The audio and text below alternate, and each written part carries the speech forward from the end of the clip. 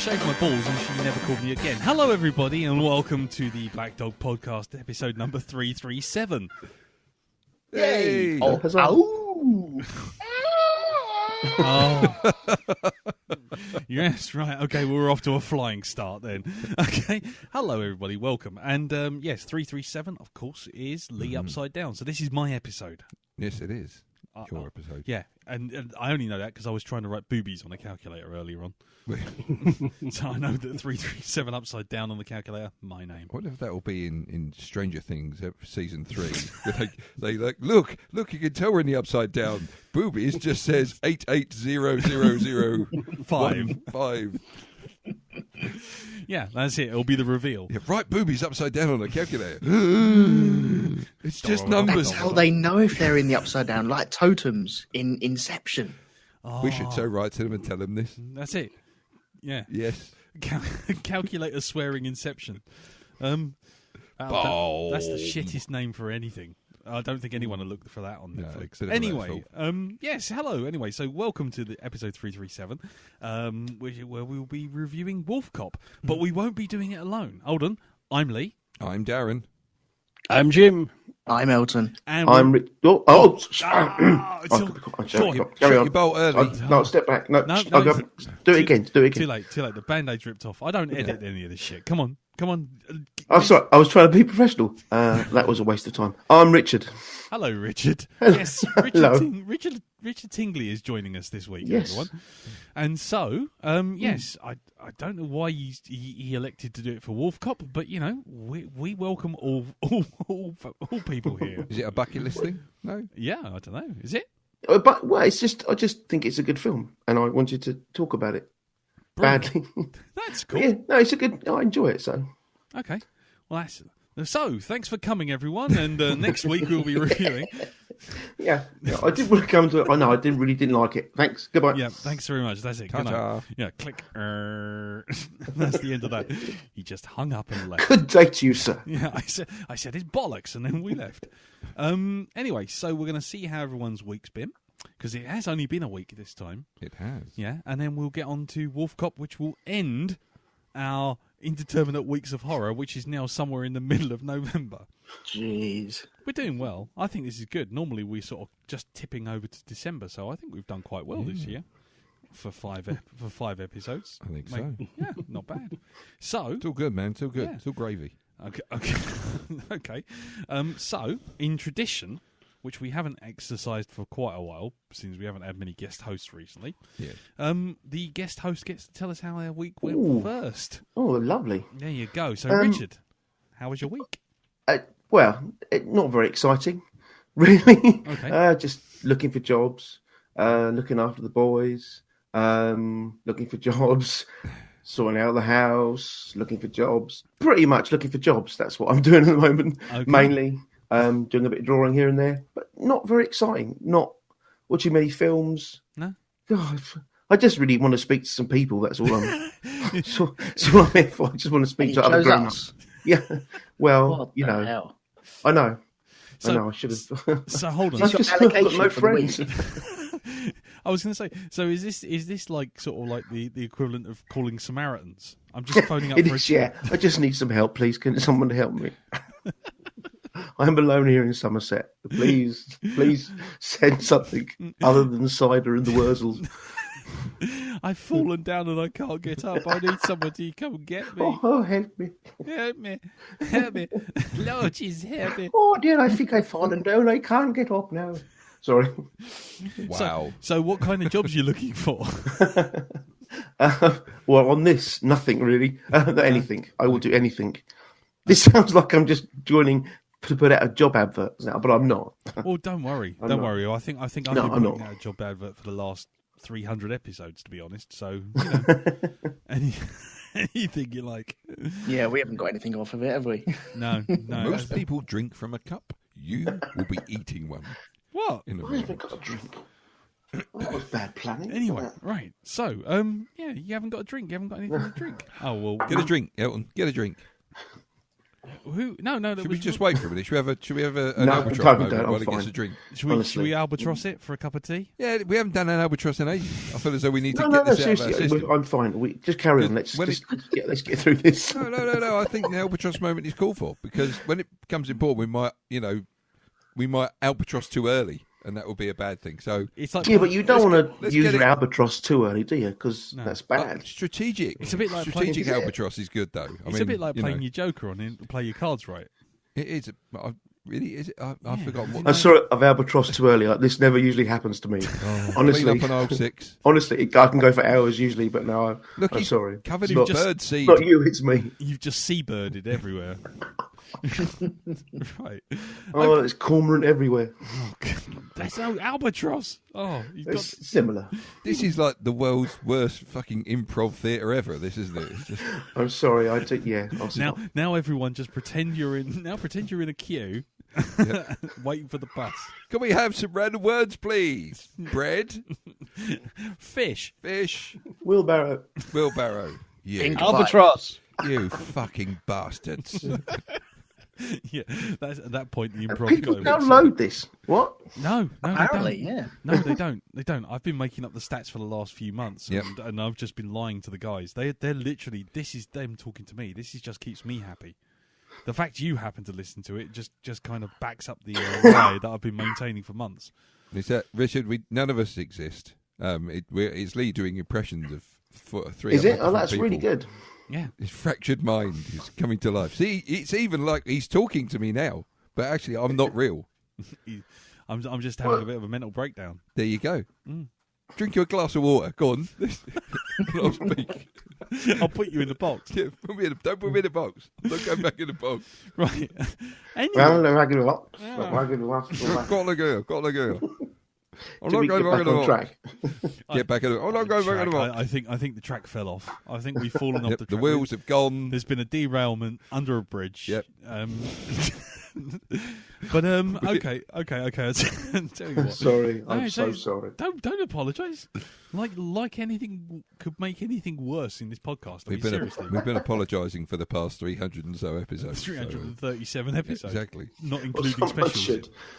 Yeah, exactly. We've even apologised for ones that haven't been created yet. So Yeah. I apologise for any future podcasts that may occur. Right, there you go. You heard it, ladies and gentlemen. Any time wasted is actually Richard's fault from here on in. Yeah, not I'll ours. take that. I'll take the blame. You take that on chin. I'm broad-shouldered enough to take that. Brilliant. Yeah. Okay then. Well, now we've roundly established all of that. Shall we see how Elton's week's been? Okay, where do I start? It's been very good, very bad, and very strange at points as well. I will. What shall I start with? I'll start with the bad. Get that done, and then it's done. But if I happen to break down at some point, you know exactly why. Okay. So, last week I mentioned about my cat, Yes. and I think Amanda came back from the vets and said, nope, we've got about a week to go. We have to book him in, etc. And it was all very, oh my God, and tears everywhere, etc. So we're all up to speed. So I booked him in on ready for Tuesday.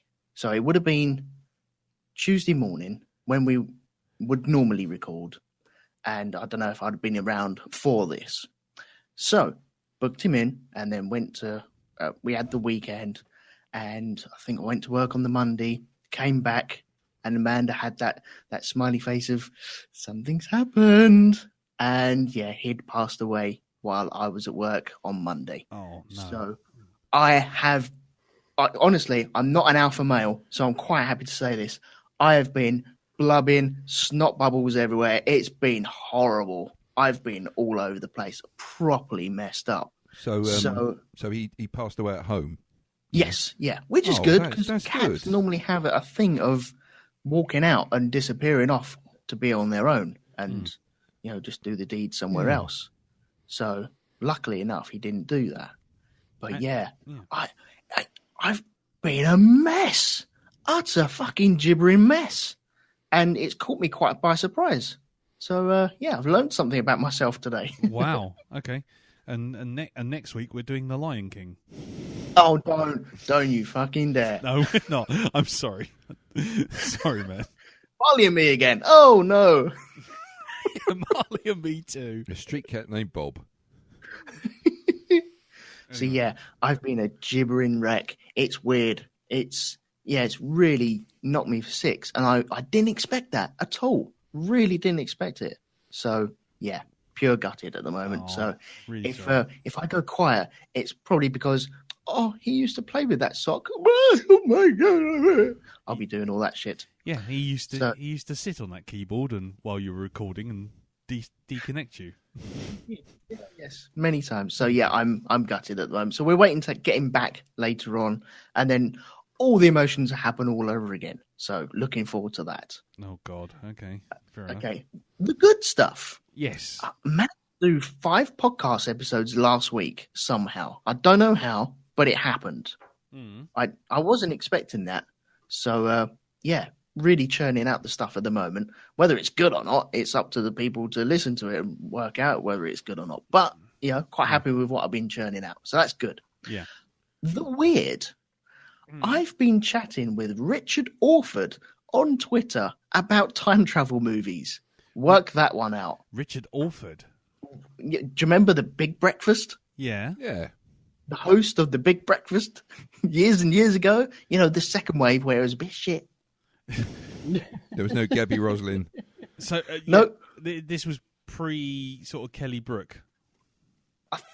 Probably before Kelly Brook and Johnny Vaughan. Johnny Vaughan, yeah. Yeah, so the middle person in between that, the guy that was just holding the ship together. The George Lazenby of breakfast television. Kind of, yeah. Great. I think they introduce him on shows like that. And now, George Lazenby of breakfast TV, Richard Orford. Wow. So you should mention that to him next time. Didn't expect that to happen. Well, let's just hope he's not listening now, eh? Yeah. I truly hope not. No, it's been a lovely chat. It's been not surreal. Anymore. Didn't expect it. 15 years ago would have been like, oh, what the hell's going on here? But yeah, been doing so that. What do breakfast television hosts have an opinion on time travel? What is their opinion on temporal mechanics? Yeah, so there's my week. Yeah, well, but I mean, given that they spend all their time getting up at like 3 a.m.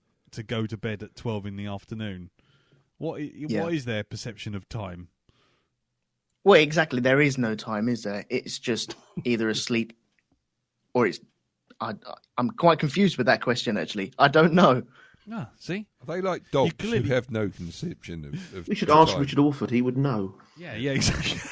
Well, surely he'd know what was breakfast time, I'd hope. Yeah, it's his But lunch maybe time. he's still on the show and he's just turning up at the wrong time. Yeah, I think it's just someone's house now as well, so he just turns up at their house and sits in their kitchen. Or maybe he turns up in a studio and wonders why there are large gaps between him being able to speak to people. So you do know you should go home, don't you? Should I? Yeah, well, it's night time. Is it? What's night time? Maybe he just took a holiday in Australia and then came back and never readjusted. That could be it. He's just sitting outside breakfast television, sort of like at midnight, going, they'll open up in a minute. Yep. Oh fuck it! I'll go back. I'll go back home, and the wife sort of redecorated the house to look like the breakfast television set. So or maybe he thinks he is in Groundhog Day, but really isn't, and time is just moving forward. Yeah. There you go. Oh look, there's the milkman again. Yeah. Oh look, there's the milk. No, he's just on his You've just job. described my life. Well, there you go. See, Richard Tingley, time traveller. There you go. You can get a job on breakfast telly. I love Oh, definitely. What? In 10 years ago. Yeah, 10 years. Yeah, exactly. See, 10 years ago, 15 years in the future, it's all the same. Exactly. It's like Primer. You don't know where you are. You just, as long as you know what tie you're wearing, it's all good. Yeah. Do you say Primer or Primark? Yes. Well, you'd be able to get a time Primark, wouldn't you? Not a very good quality one, but you would be able to get one. We should have a time travel adventure based solely in a time travelling version of Primark. Really? That'd be great. Like what's that TV show from the 80s? Crime Traveller. There we go. Primark Traveller. I thought he was going to say It was Traveller. somebody. It would be some. It wouldn't be called Primeval. It'd be called Primani. No, as Richard just said, Prime Traveller. Primark. It'd be Prime the Ark. Prime the Ark. Well, there you go. See? You have to try and get out the store before the clothes disintegrate and you have to buy some more. yeah, that's it. That's normally from the till to the front door, isn't it, when that happens? They kind of just like, you get past a certain energy field Down to and the escalator they just in the men's degenerate. You've seen that film, Lost Horizon? You know, when they go outside the gates and they suddenly turn old and die. Yeah. That's what happens to the clothes, they age. That's it. They can't exist in present day. So as soon as you walk out the shop, they just disappear because they existed 20 years ago and now are no longer existing clothes. Yeah, and ex-breakfast television stars are just kind of aimlessly wandering up and down the aisles. Muttering about ties. I'm sure I had a tie. Yeah, I can't step out of this Primark in case I age 600 years. And my career vanishes in a puff of smoke. Do not take it past the seal. Yes, you have chosen poorly. That's what those things are. I thought it was for security, so you don't nick anything, but it's not. It's some sort of time-travelling vortex manipulator thing. That's right. It's maintaining its temporal stability. Your Primark shoes that you bought for $5. Blimey, these are 1970s prices, and then you walk out and realise that they are from the 1970s, and they just go. And then the floor cracks. I can just reach it, Indy. Yeah. Indiana, let it go. There is a way of actually, extending the field past the front door. You just have to buy one of their fidget spinners and a selfie stick. And it's like balancing plates and spinning them. If you have two selfie sticks, you with it, fly back in time. Exactly, you do. Yeah, you go back to 1974 on a Tuesday afternoon, round about tea time. Holding two selfie sticks and a fidget spinner. Yeah, that would be a great series if that's the only time they could go back to. Just that 1974. I don't know, August the 7th. Roundabout. This is the spin-off called Pratt with a fidget spinner. Time fidget. That's what they could call it. Time to go to fidget warp. I'm up to maximum spin. Fidget factor 7.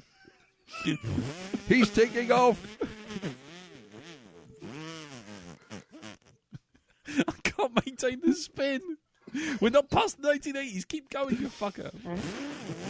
We landed in 1974. You span too far. You did. Twizzle twat. Time twizzle twat. Time twizzle twat, yeah. Oh, there you go. Anyway. Jim, how's your week?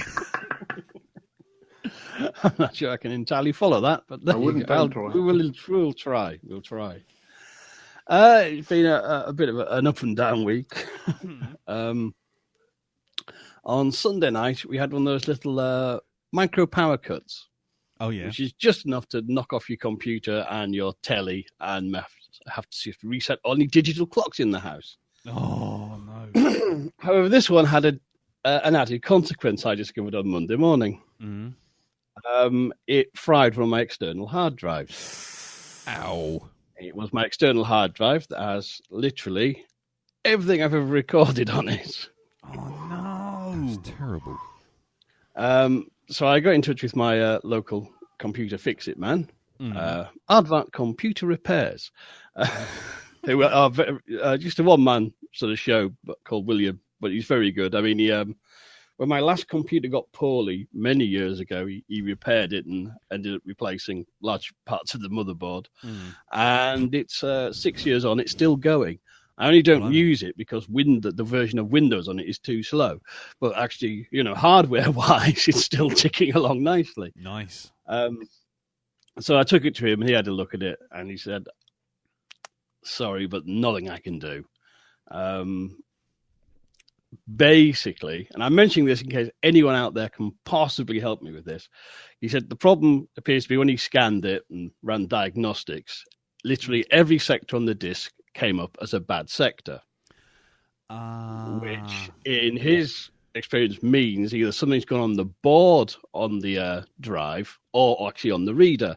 And so, therefore, the data is probably recoverable, but it needs to go to a proper data recovery service who have a clean room Because you can't just crack these things open. No, and then they'll lift the platters out and switch them into a new unit. Yep. And, I mean, being the excellent chap he is, he didn't even charge me for fiddling about with it for a day or so. I couldn't recover any data, no charge.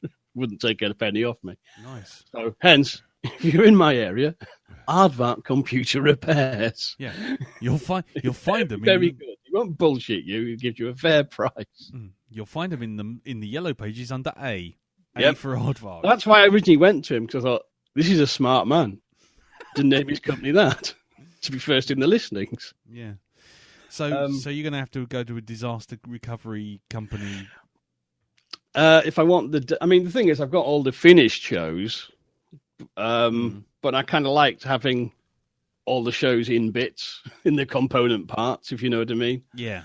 And I had ideas of maybe going back to some old ones and editing some to go onto YouTube and do other things with them. And also I've got lots of samples and bits that I've created over the years. Turn into George Lucas with your podcasts of old. Yeah. Yeah, you can't put them in stereo, Jim. That's not how they originally went out. They've all been in stereo. I know, I'm just joking. You can't put them in mono, Jim. That's not how they originally went out. They blink now. They blink. Yeah. But if anyone can recommend me because I had a quick look today, but as in anything online, there's lots of things going, yes, we will do this, we're amazing. And then you find you're going, these people are shysters. They will charge you £6,000 just to look at it. And you know what I mean? Yeah.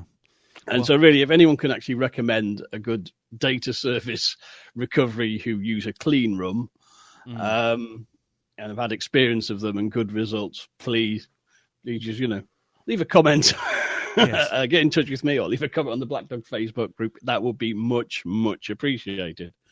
I mean, as it goes, I might not be able to afford to the service of a clean room, but we will, we'll just see how it goes. I mean, it's not totally essential, but at the same time, there is some stuff on there that I haven't got anywhere else, and it's kind of almost audio photographs, if you know what I mean, sentimental value. Yeah.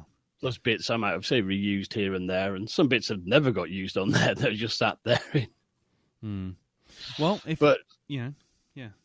Sorry, go on, carry on. Go on. Sorry. No, that was it, really. Just, yes, anyone who can recommend anything, please do get in touch. Brilliant. Okay. And what about anything else, sir? Because I saw a tweet yesterday. Yes. Well, on the upside, and I'd say after a very, very stressful couple of days of crying, oh my God, I've lost everything. I went to the fine city of Newcastle to see Insane Clown Posse. Now, I've been aware of Insane Clown Posse for quite some time. I think it was last year I saw a documentary about the gathering of the Juggalos, and I got I got really quite interested in the band, who've spawned their own special fans and they have their own festival, and they've been been claimed they're a criminal gang by the FBI, which is clearly nonsense. And I heard about the show that were apparently mental, and I was telling a friend of mine about it, and then a few weeks ago he said, do you know they're playing in Newcastle? Do you want to go and see them? I said, well, I'm up for that. So Right. So they're on the Spray the UK tour. Nice. Right. Now this has it literally just kicked off last night, and I do recommend, if you want a good night out, do go. You get a full bill. They have there's some metal band and some rappers on before them. Then they have I believe it's quite a well-known sort of metal and thrash noise art group called Mushroom Head. No idea. Sounds like a B-movie horror film. Well, they look like a B-movie horror film, as they all come on essentially wearing these horrible demon masks. Nice. Apparently, they did this thing where jumpsuits, these demon masks, play very loud mental music. And if you're thinking, that sounds a bit like Slipknot, well, you'd be right. Except, apparently, Mushroomhead started doing this in 1993, and Slipknot only started wearing masks around 1997. Yeah, right. Okay. Rip-off bastards. Apparently, I read apparently they get an offer of a deal from the same record label as Slipknot before Slipknot, and they turned it down. And then it's like, oops. Beautiful. Maybe a bad move, lads. But anyhow, they were really good. I mean, they had 2 twin drummers at the front of the stage in these devil masks. Right. And the drums were filled with water. Right. So when they're pounding away, you're getting this amazing spray, which affected the electrics. Sorry, innuendo went...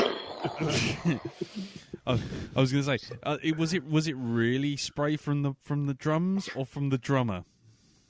No, there's 2. It was definitely the drums. Okay. There's a lot of it, more than humanly possible. Oh, God. Okay, fine. However, I mean, they were actually very, very good, great showmanship. But they were nothing. Insane Clown Posse put on a show like I have not seen before. It was absolutely berserk. Everyone in the place went nuts. There's a really good atmosphere. There's people like moshing and falling about, but one of the politest crowds I've ever been in, where someone knocked into the tongue, I go, "Oh, I'm so terribly sorry." You know what I mean? It's some like 6-foot Hulk with dreadlocks and a pierced head. You know what I mean? It was someone who looked terrifying, and they go, "I'm terribly sorry. Are you okay?" Yes. Yeah. It was really, really friendly, and like, I don't know if you know, they have the Insane Clown Posse have this thing of I read an interview and they said, you know, we're different from the rap bands. Other rap bands go about keeping it real. What the fuck does that word mean? You're not real. Go out your fucking front door. I've always wondered that. Is it like, you know, can you keep it fantasy? Well, their elves motto is and fuck keeping it unicorns real. and shit. We're going to keep it entertaining. Yeah. So literally, it's like a big choreographed circus with different sort of dancers and different costumes sort of coming on for different songs, and just constantly like clowns appearing and throwing confetti and rubber chickens into the crowd. My friend Gordon said, he said, "Well, that was definitely a gig first. It's the first time I've had my pipe knocked out my hand by a thrown rubber chicken." Nice. But the other thing is they've got this thing for this cheap cola from where they're from Michigan, called Faygo, and they literally spray the crowd with Faygo all the time through every song. They get through bottles and bottles of it. You're talking gallons of this shit. Is it like Panda Pop? Yeah. Or Yeah. roller cola. Yeah, it's that kind of thing. And Happy they're literally just like, you know, shaking these balls up, spraying the crowd, throwing them into the crowd. So there's plastic bottles going everywhere all the time for about an hour and a half. It was absolutely crazy. Everyone came out drenched and loving it. Yeah. I mean, normally I've been to a lot of rock gigs. Someone throws a bottle, it hits somebody, and normally somebody turns around and gets a smack in the gob. Whereas this, it was all kind of good fun. I've never seen such good-natured bottle throwing and essentially destroying a venue. Yeah. And when we left, literally, you could see the floor. It was one gigantic fizzy brown puddle. Oh, God. With about 2,000 stamped on and crushed big 2-litre empty bottles just littering the place. Yeah. I have never seen anything like it. I had a brilliant time. They did keep entertaining. They were absolutely hilarious. Really funky tunes. And they did one song which I think we should probably adopt as our official national anthem, called "Fuck the World." Nice. Lovely sing-along that was. Well, I was going to say we might adopt it as the intro for this podcast. But yeah, so if you get a chance to see them, just go see them. You will not regret it, because you'll have never seen anything like this sort of mayhem. Fair enough. Sounds pretty darn cool. Anything else, sir? That's about it, really. That'll do. I was going to say, you got to end on a high with that sort of thing, haven't you? Absolutely. You can't top that. But topic we shall with Darren's week. How's your week, Dal? It's been great, yeah? It's not been feeling pressured at all. No, not now anyway. It's got to be better than my week, so, you know. Go on, how was your week? How was my week? Well, my week was pretty standard, really. Yeah. Okay. It was my week. To start with, It was. we'll go with the rough. I watched Terminator Genesis or it Jenny was on Isis. telly, wasn't it? No, I actually downloaded it from Netflix. I thought, come on in, let's do this. Let's have a look and see what this is like. Okay. So It was actually on telly on Saturday. I don't watch. Okay, telly. fair enough. I've got Netflix, man. Oh, was it? Or was it? Oh, Well, actually, yeah. Anyway, so you watched Genesis? yeah, Jenny Isis. Jenny Wissis. Yeah, Jenny Wissis. Yeah. Gin and tonic. Yeah. Terminator Gin and tonic. Terminator Mega Drive. Yeah, because you need a good stiff gin and tonic when you're watching it. Yeah. Yeah. It's toss, isn't it? Yeah, just a bit. This, do you know what? There was. I'm sure there was a grain of an idea in there. Right, they're trying to do something different with the Terminator franchise. Right, a little bit different with the Terminator. Mix it up a bit. Just try and keep them on their toes and what have you. Yeah. But I think it failed. It just failed. Yeah. You think? Yeah. Yeah, I've never seen this before. I'm now watching it after everybody stopped going on about how bad it is, and it's Matt like Smith as Skynet, which just happened to be an iPhone app. Yeah, what's all that about? What the fuck's that about? Yeah. While everyone, it's like he's going to become sentient, and all that gets represented is him just randomly appearing around the building, going, "I'm getting better, Yes, I am. I'm getting better. Hello, still here. What? Stop shooting my hollow emitters. I want to tell you something important." Is it Renford or whatever his name is from the IT crowd? Oh, That's who it is. Hello, Yes. I'm Renfield. Skynet. Yes, hello. Yeah, hello. Like some Cradle of Filth. Yes, they don't let me out in the daytime. Yeah. So, it's piss poor. Yeah, just a bit. So, yeah. I have been bonded with the mimetic panel alloy or something. Polyalloy. Yes. It's always that polyalloy. Ergo, it gives you all a happy ending because we couldn't do the one like Terminator 2 again. And why do I sound like I'm turning into a Jamaican Tom Schwarzenegger in it? Yes. That's Terminator Genesis 2, when they're in New York with Jamaican gangsters, maybe. Yeah, that's it. Yeah. Terminator. Anyway, sorry. God. Terminator 2 and King Willie. Yeah. King Willie. We'll get to that with Wolfcop. Don't worry about King Willie. Oh yeah, fucking well on that. Anyway, so there's no killing what can't be killed. Now I'm just thinking of that Peter Jackson film with Zambi. He has got to bite. Zambi. Anyway, sorry. Carry on. Oh, never mind. Sorry, we're going distracted again. Go on, Dal. Stick with it. Don't go into the light, Dal. Okay. Well, I'll just jump straight to what happened on Monday. I got given a free ticket to go and see OMD in concert. Orchestral Manoeuvres in the Dark. OMG. There you go. Wow. That would have really. I would love to see them bring out an album called OMG. Yeah, and the review be WTF. Yeah. But now I actually imagined that, I'm thinking OMD. Okay, now I know about 3 or 4 of their tunes, right? And I'm hoping they'll all play them while I'm actually standing and not actually just trying to get out the door and fuck off home before everybody leaves. Yeah. And what was it? After the 17th rendition of Enola Gay, exactly. I'm leaving. They played that as the last fucking track. As I was walking out the auditorium, suddenly it kicked in. You fuckers. Go on. So the lead singer, I think his name is Andrew McCluskey. Yes. That's the one, yeah. Mm-hmm. He's famous for freaky dancing. Right. He's a special man who dances in a very special way. I'm not joking. If you thought, I'll tell you what, he makes Steven Seagal in that video look like John Travolta on the dance floor. What about Bez from Happy Fever. Mondays? But he makes Bez look like Arlene Phillips, right? Wow. So he does crazy dancing. He's like the thingy. Who's that? The cook. Which is the guy who does all the really unusual food. Heston Blumenthal. Yeah, he is the Heston Blumenthal of dance. Right. That's Andrew McCluskey for you. Yeah? And he actually acknowledges that everybody, thinks he dances really strangely, because he comes on the stage, he goes, there'll be some new stuff, there'll be some old stuff, and there will be some dancing. Everybody went, yes! Take it! So, and he actually, I thought it would be like listening to a bunch of fucking accountants on stage, right? I really did. But no, he actually was really, really good. He played to the HR audience. department. It was, yeah. He played to the audience really, really well. Got them all going. Yeah. He was very self-depreciating in parts. Yeah. Now, I've seen him in interviews. He is actually very funny. He's brilliant. He's really, really good. Everyone else just sort of just shuts the fuck up in the band and just lets him get on with it. But no, it was good. It was a really enjoyable show. But as I was standing there, I think it was Souvenir that was playing. I noticed some movement at the bottom of my sort of like my eye view there, and I looked down at this bloke who's standing not about 15 foot away from me, right? Probably even closer.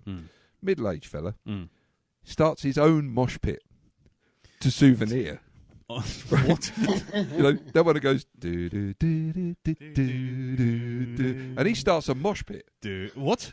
Yeah, this is the fact that I'm saying a mosh pit. Electricity, I can understand that. Right, a mosh pit at an OMD concert. There is nothing so white English middle class as a mosh pit at a fucking OMD concert. Well, after he set up his mosh pit at the Celine Dion concert, he just had to move up. When he did the stage dive in there, it's like, oh baby, think twice, I'm going, wee. Catch me, mother. This is why she said, think twice. Yes, exactly. So yeah, he starts this, and he's like, he doesn't let anybody else get involved. No. And he's giving it all this. He's like swaying all over the place. He looks like one of those, those crazy balloon men with the sort of wavy arms. With the wavy arms, yeah. He's like one of those, right? And he's doing this to Souvenir. Wow. And I'm just mesmerised by the bloke doing the dancing. And I'm standing with my friend Ben. I'm like, have you seen this bloke? Here, look at him. And we're both then mesmerised looking at this bloke doing his own mosh pit. Yeah. So that's now ticked off my bucket list. I've seen a middle-aged white fella at an OMD concert setting up his own mosh pit and maintaining the full mosh to the number of 1. Wow. That is it. Just him. Yeah. Nobody else is allowed in. Is there a Beverly Craven concert going on anytime soon? I think so. You'll find him there probably breakdancing on some lino. Oh, I think he does a bungee rope thing on that one. So, to Promise Me by Beverly Craven. Promise me you'll wait for me. Yeah, exactly. Yes. Wee! Look at me, I'm almost. I can see my house from here. Nice. So all in all, a good night. Nice. Really, really good. Highly recommend going to see OMD. They do get the crowd going. The lead singer really does get everybody involved, and everybody has a good laugh. Nice. So, so there was that. Now, anything else apart from that? No, really. No. Okay. That's about it. It's we haven't had a fortnight to build some of these things up anymore. Exactly. Yeah. Ow, sorry. So, don't press that button. Ow, hit that. No, sorry. Don't get that. Anyway, yes. Oh, okay. One other thing. I tried watching The Expanse. Oh, yes. Right? Yeah. I'm struggling after the first episode. It's like... The first episode? Yeah. I'm like... Normally, there'd be a hook in there, and I'd be like, I just don't know. It's a bit... You got to give it 3 episodes. Do me a favour, give it 3 episodes. That's all I'm asking for. 3. It's going to be one of... you gave up on... on 4. I can fucking do it. I can do it to you for once, you fucker. Yeah. What, you gave up on 1? Yeah. Episode 2's the best. Exactly. That's when it all kicks off. It's all fucking That's kicks when off. it all flies like the wind. It's like Secretariat on a rocket. It's off. Exactly. I don't know. It just... I've got the second episode sitting there glaring at me from my Netflix download. It's 45 minutes. I know, but it's just like, do I want to? It's like listening to a Coldplay album. Do me a favour. It's 45 minutes. Look, I tell you what. 2 episodes is just almost this is as a long. retry for me, right? I got to episode. I started going through episode 2 last time, and that's as far as I got in the series, and then put it down. I don't know what it is. How did you manage to get it through the first season of Babylon 5 or Star Trek Next Generation? They had a hook there. There was something about those. Jesus. This one, I don't know. It was only sci-fi on TV at the time. It was that exactly. The fucking test card. I don't know what it is about The Expanse, but it's just... I don't know. I really don't. It's just not... This is the sort of show that I would love normally. Yeah. And it doesn't seem to be... It's because you've got an embarrassment of riches on Netflix for series of stuff to watch. Exactly. Well, they're all coming to a halt now. Yeah, mainly because every star in every one of them is basically turning out to be a sex predator, and Netflix is just taking them off the air.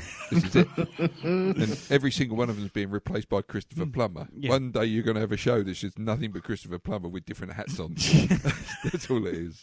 Yeah, it's just I switched on Netflix and there's just 4,000 copies of Star Crash. Yeah, there you go. and the Sound of Music. Yeah, it's like, what am I going to do with that? Oh, and Star Trek 6. Yeah. That's it. Brilliant. So, yeah, a little bit of politics there. A little bit of politics. Keeping it real. Exactly. Keeping it real. Keeping it real. Yeah. Not fantasy. No. No elves or unicorns. No. Right. Anything else? I had some fish fingers last night. My week. No, actually, my week's been pretty fucking dull as well. I don't know why I'm in a rush to tell you my week either. I finished my Lego Saturn V. Yes, I can see it up there. Which is sitting up there, all 1,969 pieces of the blasted thing. There's a loony lander there. There's a little loony lander, and there's a little to scale Lego men as well. The little tiny piddly ones. Wow. Really What's that one next to it? What's the other thing with the yellow balls? That's a recreation. That's a recreation of the Apollo capsule back in the sea. Right. Okay. So there you go. Cool. Anyway, yeah, this really works well on podcast, doesn't it? You know, it does. You can see up there on the shelf next to the thing, you can find a thing. Sorry, that's more. Yeah, so and for those watching in black and white, it's right next to the pink. Yeah. What else? This today will mark my third day in a row where I've not even stopped doing stuff before 11 o'clock. I was working last night till 10 at work, and I was going out of my mind. It was quite good. I bet. Yeah. No, because every time I did any changes, the person who I was doing the changes for would write back and send me a little tweak. He kept saying tweak, and the tweak would be an extra 45 minutes worth of work. So it's like, you fucking tweaks! I'll give you fucking tweaks! You're sitting at home sending emails, you little fucker. No, this is what we designers call an ECC problem. Yes, what's that? Every cunt's a critic. Yeah, not far off. I mean, this guy wasn't just moving the goalposts; he was literally picking the goalposts up and moving them to a completely different stadium at one point. Can you make the font a bit bigger but also smaller looking? Well, I tell you what. Here's a good one. Here's a good comment I got. Right. See if you can spot the flaw in the comment. Right. This is for all of you. Can you make a capital 2?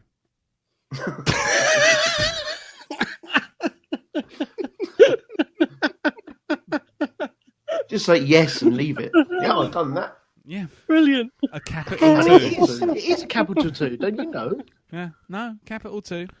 That was an actual genuine fucking note. You can seriously fuck with them. At 9 o'clock in the fucking evening, that's the sort of shit I'm getting. Can you make capital 2? It's like, yeah, your fucking Merlot's kicked in, mate. You're sitting there watching reruns of Blue Planet, sitting there in your socks, sending me shitty emails. What was your reply to that? I went, fuck off. Well, actually, I just went, Die now. I just went, do you mean bigger? And he went, yeah. Capital 2. Capital 2. Complete and utter cunt. A fucking capital 2. Did he ride a skateboard into work by any chance? No, I don't know. I nearly pushed him out the fucking window when I saw him this morning, though. I'll tell you that. But anyway, so there was that. Yeah, capital 2. What a tosser. So that was that. Otherwise, sounds like London's other shittest radio station. Capital 2. Yeah, nobody's listening. Capital 2. Slightly worse. Yeah. Yeah. Capital 2. Cappy 2 FM. Anyway. Fucking Capital 2. That's going to haunt me, that. Anyway, so, yeah, other than that, I've been like an extra from Aliens. Have you? Yeah, because I've basically been embedded in my sofa with snot, like I was like waiting for a face hugger. Because I just got a really bad cold, and like I spent like Friday night, Saturday, the whole of Saturday, and then Sunday just lying there in a puddle of snot. Oh, beautiful! Nasal webbing, yeah. It was nasal webbing. It was that kind of stuff. It was that kind of snot where if you lean your head to the one side, one nostril goes like an arid desert, and the other one turns into a mud pile. And you're like, okay, well, I'll turn my head the other way, and then it goes the other way. But because the first nostril's dry, and then you've turned your head, and the snot's gone to that side, suddenly there's nothing for it to grip onto, so it just leaks everywhere, just puddles everywhere, and it all got stuck in my beard. It was like snails had been doing a rave dance on the top of my lip. It's like a cat's cradle whenever you sneeze into your hands. Oh no! It actually looked like at one point it looked like I was basically turning myself into Wolfcop. because it was literally it was goo flying out of every orifice. Have you ever snotted in your own ears? What? Have you ever snotted in your own? Because I did that once. You laying down and it just sort of dribbles down the side of your face. No, not that. Have you ever checked your own prostate? What I've done. Well, what funny I did you was mention that. I did the whole thing of sneezing into my hands, right? But what happened was I sneezed so hard and there was so much snot, it shot out the sides and it went straight on the side of my face. So it looked like I had a big snot beard. Nice. It went right into my ear roll. So that was a character in Lord of the Rings, isn't it? Snot beard. What? Yeah, exactly. Yeah, well, he's speaking for Mordor. Snotbeard is whispering things in your ears. Like I actually, somebody came up to me afterwards and went, "I don't like those earrings much." Oh God, no. So it's just dangling. No, but that was the worst bit because you know when your snot gets so clogged up in your face that when you start blowing, you know there's snot there. You're blowing your nose. And you're just straining and straining and straining. Yeah. And you're sitting there and all of a sudden you go like this kind of thing. And then you really think, right, fuck it, I'm going to really try and get rid of this stuff. And I went, and I blow, and it just went nowhere. And then suddenly I went,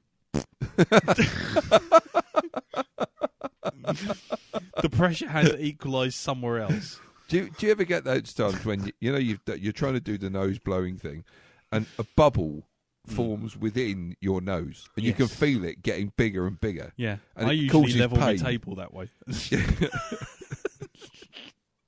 But you can just feel it sitting there, and it stays there for like about 10 minutes, which feels like 10 hours while it's in there. Anyway, the reason I was telling you all of this, was that there I am in this drug-fueled, night nurse-induced, stuffed up to the nines with every conceivable drug I can put my hands on.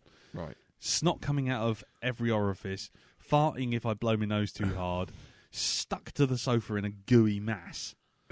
And then I thought, well, what have I got to watch? The kids and Carol and kids went out to a fireworks thing. And I'm just stuck there. And I sort of put in the memory stick in the Xbox. And the only thing which was on there, not Wolfcop, already watched that. Right, okay, so what is on there?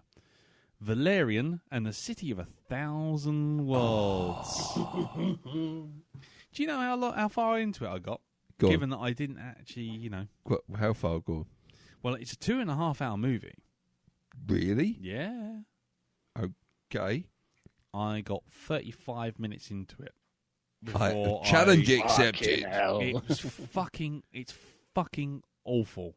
Really? Dane DeHaan is a guy that even when I am drugged out of my fucking nines, acts like someone's just reading the words to him in his ear and he's recounting them like a kid at school play. You know when you see the kids in the sort of school assembly, and in 1930, and then they look down at the teacher. 9, a person started a war. Yeah, that's Dane DeHaan for the entire 30 minutes I watched the thing. Wow. Then you got Cara Delevingne, who every other scene seems to be her in her pants, and then every other scene after that is her basically being a strong female role model, except that she has to be undermined by Dane DeHaan. And then there's some bollocks about aliens which shit pearls, and another pearls, yeah. It looks like someone's got hold of like an armadillo. Yeah, shoved a pearl up his arse. I know, and then when you feed food in a permadillo, yeah, exactly. And when you put food in it, it basically shits pearls. And the pearls, each one of these pearls, wow.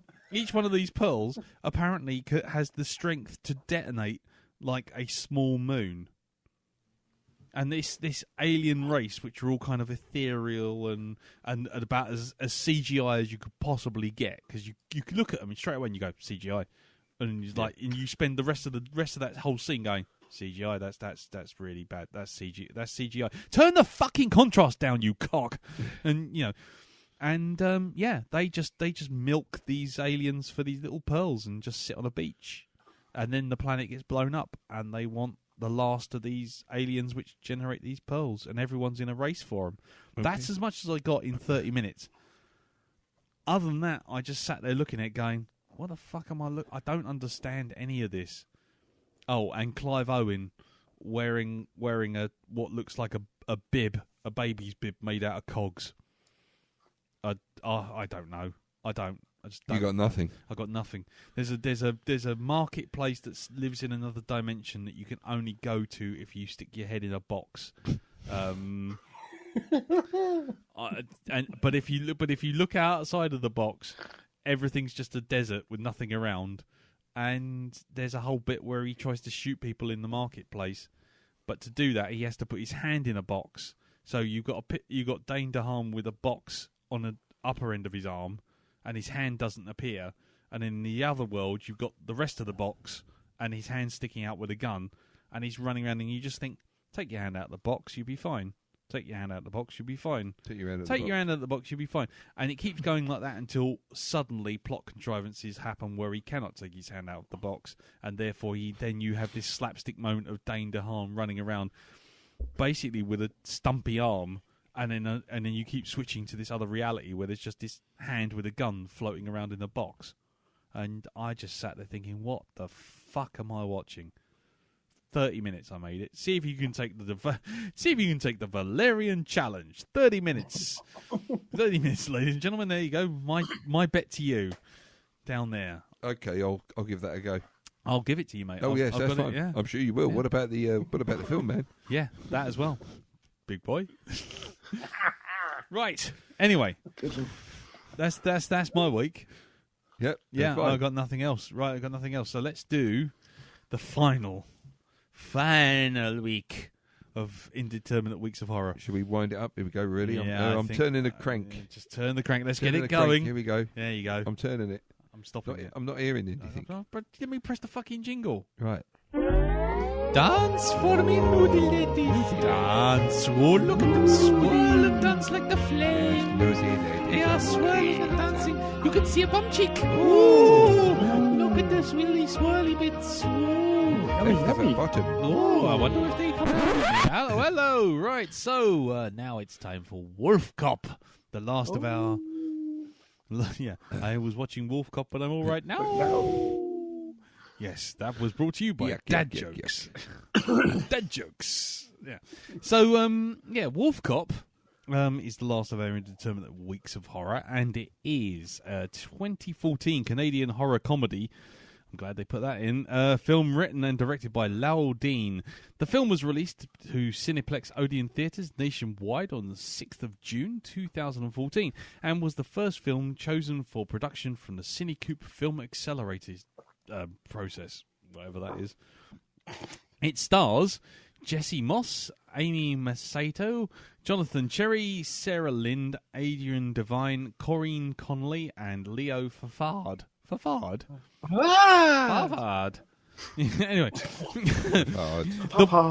Yeah, it is. It's F-A-F-A-R-D. Fafard. It's not like Lloyd.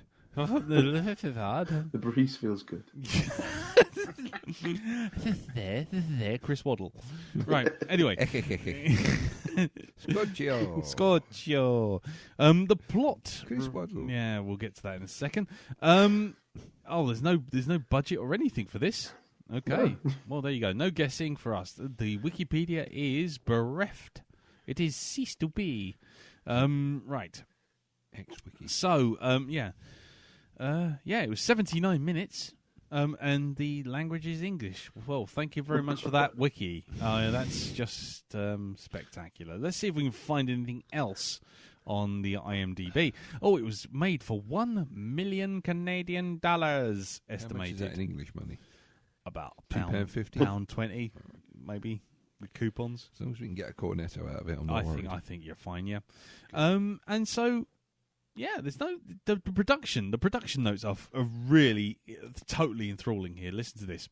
Filming began in October 2013 in Regina, Saskatchewan and the surrounding areas. It is Dean's second feature, having previously shot 13 Erie in the same location. The film is set to rely on retro-style practical effects instead of computer-generated imagery. That's it. That's your production notes. That's it. Thanks very much. Amazing. See? If only they were all like that. If only the Star Trek motion picture one was like that, my life would have been much easier. Star Trek, it's about a ship with a saucer and 2 cocks for engines. The end. Was that in Gene Roddenberry's original synopsis? Yeah, I also think it's 2 cocks for engines. 2 cocks for engines, wasn't it? It's from the East End of London as well. So, like, I've got this idea. Now, listen to me, Doris. Listen. I've got this idea for this show. Right, okay? It's about a spaceship with a saucer bit on the top of it.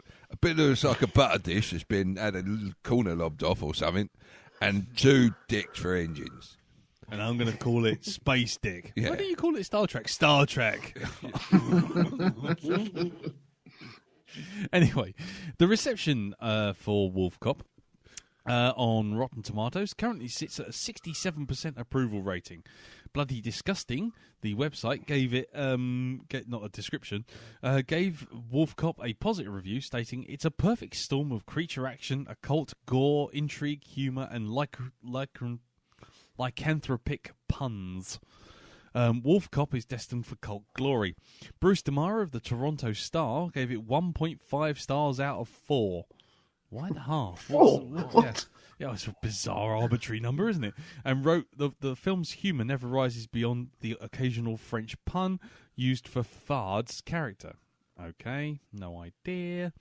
The Guardian gave it 3 stars out of 5 and wrote, "You can't help but warm to this old-school Canadian horror comedy about a law enforcer with a snout for crime." Craig Anderson of Fangoria gave it 4 out of 5 and wrote, "While Wolfcop does tend to overreach, it too often falls back on a predictable buddy cop formula splatstick shtick, and it's still plenty of fun." While finally, Andrew Mack of Twitch Film wrote, "It's a mixture of horror comedy that does not take off right away but builds momentum to a satisfying conclusion." Yeah, there you go. There was a sequel planned. I believe it's now due to be released on the 1st of December 2017. Because it does say coming soon, Wolfcop 2 in 2015. 2015, yeah. 2015. And apparently there was an end credit sequence, which I never saw. I tapped out. Yeah. Is it? I shall have a quick look. I didn't know that. Oh. I'm glad we all reviewed it in the same manner. No, the credits rolling stopped. Oh, did you? They must have not put that bit on my copy of on DVD. I must have just missed it. I like the way we all got the fuck out of Dodge. You know, yeah. as soon as the credits rolling. Wolfcop, stop. But Wolfcop... I just jumped to the extras. Oh, I'll watch them now. Yeah, Wolfcop does follow that tradition of taking a random word and sticking it next to the word cop. Yeah. Robocop. There's nothing wrong with that. Robocop. Fish cop. Scanner cop. Hamster cop. Cop. Maniac cop. Maniac cop. Exactly. There is no film you cannot make without... Time cop. Time cop. Yes. Exactly. Watch cop. It's a fair Kitchen cop. Barber cop. Yeah. Ice-T in Barber Cop 2. Back in business. Barber cop. Barber Cop 3, Internal Affairs Investigation. Barber Cop 4, Kevin Spacey's in this one, we ignored it. Yeah. Barber Cop 5, Barber Coop. Barber Cop 6, we replaced Kevin Spacey with Christopher Plummer. Christopher Plummer Cop. Plumber Cop. That's entirely different, isn't it? Where he plays a plumber. Yeah. Barber Cop Babadook. Babadook Cop. Shang-a-lang-a-ding-dong. Yeah. Raptor Cop. Dino Cop. Anyway, let's move on. Ain't much cop. Plop Cop. Anyway. Looking with the crop, our eyes to the cop. Yeah, if you get the feeling, jump across the ceiling. Cop across the ceiling. Anyway, so the plot. Let's go with the plot. Feel free to jump in whenever you like with your thoughts and feelings. We'll do a little wrap-up at the end, but, let's bring it on.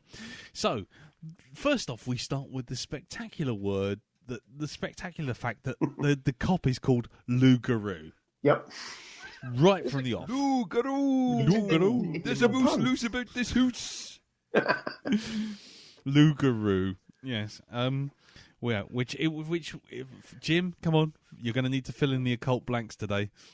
Loup-garou is essentially the French or French Canadian or even Louisianan term for a werewolf. Ta-da! Yeah, it's a bit like Angel Heart having Robert De Niro turn up and go, "Hello, I'm Louis Cypher." It's like, Well, I never. Wasn't he in Trumpton? Pew, pew, Lou McGrew. Yeah. Wolfcop Goes to Trumpton is the third part. Look, he's hacking at their faces. Yeah. Things go well when you're driver of a train. Roar! Anyway, Lou Garou is an alcoholic cop in the town of Woodhaven, and he spends most of his day either asleep or at work or at Jessica's bar. But it doesn't just do that. We find out by basically having him just wake up next to a random woman because boobs. That's why. Yeah, it sets its stall out very early. Yeah, it doesn't hold back. You clearly see the stall set out there. Do you get that? They're all set out there. They wake up with their pants on. This is it. It's like they've had like this night of passion, and they've got like, or they're fully clothed, Tops only. Exactly. Or an overcoat and scarf and partly stuff. follows Tiffany's instructions, and we don't have to take our clothes off. Yes, exactly. To have a No, good Jermaine Stewart. Yeah. Jermaine Stewart said that. We don't have to take our clothes off to have a good time. But it helps. That was the bit they cut out. Oh, no. We can dance and party all night. And drink some cherry wine. Cherry wine. Aha! No. Now, hold on. Just slow down. If you want me, I'm a man who wants to be approached cool and romantic. No. I've got needs just like you. Give me conversation, good vibrations through and through. So come on, baby. Won't you show some class? Why do you want to move so fast? Why? That's a big question. Why? I'm always asking this. Do you get the feeling we're more interested in this? Anyway, right. Zip, zap, rap. No. Zippity, zap, zap, zip, zip, zip. Look, pick the podcast up, put it back on the tracks. Okay, put it back. Wind up the key on the top of the roof and let the little train Send go it down home. the tracks. Send it home. There's the train. There's the track. There's a station. Yeah. Send it to the station. Why would you back to Trumpton again? Yeah. Time flies by when you're the driver of a train. Cool. Right. So anyway, he spends most of his day just it sets his stall out early, boobs everywhere, and just there. Well, not everywhere. They were pretty still. Yeah, but let's be honest.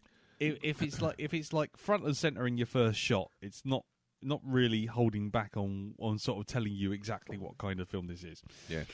Especially his spectacular hammy acting as he steps out the house and literally just vomits out of his car, and then theatrically takes another drink while having another drink. Do you know what? It's with that attitude where he just walks out and leaves her on the bed. It's like, if you come back and all your shit's missing, serves you fucking right. Who is this lady? Yeah, do you know her? I mean, you might have really upset her. She might have had intentions on having a really long and deep, fulfilling relationship, and now you've just gone and walked out the door, used her for your own Not means. turned around now. Oh, I just thought that. I thought Exactly. I'm not going to go down that path. That was too easy. Yeah, I didn't do it. That was. Come on, do better. Okay. And next thing, he's looking up all his gear on eBay, seeing it being sold on there. Yeah, and having to buy it back. Yeah, have a buy it back. There was no eBay in the 80s. What are you talking about? No, that's true. Also, it is worth noting that this isn't one of those romantic beds which has the L-shaped sheet. Nice. No, it isn't. Because, the sheet that kind of goes all the way up to the lady's neck and all the way down to her feet, yet somehow miraculously only goes across the man's sort of waist. Yeah, that's right. The L-shaped sheet. The L-shaped sheet. There you go. Watch out for it, ladies and gentlemen. The L-shaped sheet. Mm-hmm. Try saying that when you're trying to have a cup of tea. And from Ronco, the L-shaped sheet. Oh no, what's it there? What's that company that does the cheap and cheerful stuff? The Happy Shopper? No. It's, they've got them on. They're all JML. auto scissors. JML. New from JML. The L-shaped sheet. You want to have a 80s loving? You want to stand up there in a Bud and the Moonbeam walk, but your wife doesn't want to show the goods? Don't you need an L-shaped sheet? Right. Anyway, so he gets into the office, and already it's pretty fucking clear that he's a complete washout because we see Tina, his partner, who's super efficient, looks absolutely flawless despite having what appears to be a 12-hour shift and already being 2 hours over that as well. So she's done 14 hours, yet she looks like she just literally just woke up. And you can tell she's the intelligent one because she's wearing glasses. Yes. The clues are there. They are. Yeah, it's all there. It's subtle. Well, I don't think it's supposed to be subtle, is it? I think that's the whole point of it. Really. No, it's not. We are being facetious. I know you are. I'm just making a very serious point about a very stupid film. And yeah, so basically he arrives, and then within short shrift, it turns out that he's got to go and see a guy called Willie, who's the local conspiracy theory nut. Willie won't go. Yes, Willie, the gun shop owner. Willie Bang Bang. Willie Bang. His name was Willie Bang Bang. Willie Bang Bang. Was it really? It was, yeah. No, it's not, you liar. It's Willie Higgins. I actually believed you for a second. Willie Bang Bang Higgins. That's what his name is. He's an old jazz musician from downtown. So he goes there. There's apparently rumours of occult activity in the forest. You said cult? Yes. Oh, right. Okay. Which apparently is proven by Willie having a video of essentially Willie video. Yeah, Willie's video. Willie Bang Bang's video of what looks like a sort of a garden ornament being hung off a tree. That's about it. Oh no, it's a pentagram. It's upside down, and Lou naturally goes, "Jesus Christ, it's heavy metalers." Yeah, because how many heavy metalers do you know go out in the forest for a good old rave up? Oh, every weekend. Every single one. Every single one. Honestly, round here, they're just out there. I can see them now out in the garden. Yeah, they're setting fire to Gordon Kennedy's sheep. It's when they forage for sticks, isn't it? Yeah. all in their black gear, and they all get lost, and the whole thing. I found a long one. The sticks get caught with their long hair. Oh, it's a nightmare. That's right. They can only find each other by shining lights and looking for all the metal to shine back at them. They sort of use those as reflectors. Anyway, so so after meeting him, and he dismisses the whole thing, he goes back to report. Higgins reports another disturbance, and again, Guru has to go and investigate. And when he sort of goes to this now, it's now in the forest. And he has to go into the forest because there's another disturbance. It's his job to go look. But, I'm saying all of this, but all of this is just interspersed with Lou basically sitting in the car, drinking. Yeah, falling asleep, drinking, getting up, drinking. In fact, I'm surprised. He's already been to the pub at this point as well, hasn't he? Oh, yeah, he's been to the pub. He's doing some research. The tooth and nail. Yes, yeah, because the slaughtered lamb was taken. Yeah, that's true. But and also fact fans, there's the auto shop that in nearby, which is actually called. Now I'm going to get this right because I had this and then I saw it on IMDb as well, so I can't pretend. Oh, I was going to pretend it was mine, but now I can't because I've just given it away. But yes, it was. Oh, for God's sake, I lost the fucking fact. Oh, it was Styles. That's it. Styles. The auto shop is called Styles, and do you know why? That's why? It. Because Styles was the name of Michael J. Fox's friend in Teen Wolf. Oh, I didn't know that. That's great. There you go. It is quite a lot like Teen Wolf. Yeah, actually, there's a lot to be said for that. Actually, as a comparison. But it is because he's like a werewolf. That's just a man. Just happens to be a wolf. Yeah, that's what I really like about it. It's fairly straightforward, isn't it? I even recognise him there. Yeah, just as a wolf. It's brilliant. Anyway, carry on. Sorry. That's okay. So he goes into the forest. He goes into the forest and finds the local the local politician who's campaigning to get rid of the corruption in the town, who's been introduced through two things: one, a badge. And two, someone walking into a pub going, "Vote for me," and then getting basically booed out of the bloody pub. But next time you see him, he's hanging upside down in a tree like the Predators had him. And wearing one of his own badges. Just in case you didn't know that it was him. Well, you can't because you can't tell because he's upside down and it's I fell asleep on the bus. What the fuck is this? Yeah. Why am I holding this traffic cone? And so Lou sort of looks at him and tries to work out what the hell's going on. Just as he does that, the politician goes, "Behind you," and along comes 3 hooded figures who knock him out, and Lou then gets weird visions. As you do when you're being hit around the head by a couple of 2x4s. Yeah, exactly. When you get a sock full of coins over the back of the nut, that's going to do that to you. And the visions are of someone basically being sacrificed and a pentangle being scored into his chest for reasons we don't quite understand. And just as it's all getting super intense and we're getting into some proper old school 80s latex gore, and I mean that in the proper 80s sense, because it is definitely a knife going into a pumpkin with some latex over it. And exactly. A bit like that bit at the end of the film when, stabby. Yeah, just no. Oh, no, we're getting there. We'll get that. Yeah. And, and then basically he wakes up in bed. And then, while wandering around, he seems to be more heightened in his senses.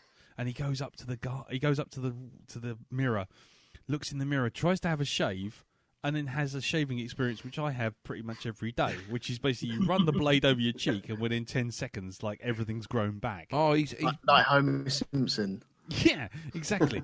just wishing it back into being. He's using one of them famous paper razors. Yeah, that does fuck all for your face. It just brushes it flat. Exactly. You want a paper cut, you don't do it that way. But the best bit is saved for this scene, for when he finally realises that he may have a pentangle stuck on his chest, and he lifts up his shirt to show, yes, sure enough, he's got a pentangle in his chest. Not as disturbing as the clearly really badly done nipple that had been painted off just to the right of the shape, because it looks missed like that. I wasn't looking that closely at yeah, I was looking at it on my iPhone, and trust me, it looks like someone just sellotaped a potato, the top of a potato, look at it now. to the side of his face, just to the side of his chest, and the chest is quite clearly just like stuck on. It's like, yeah, it's amazing. It's an amazing piece of makeup Isn't art. it just? It is. So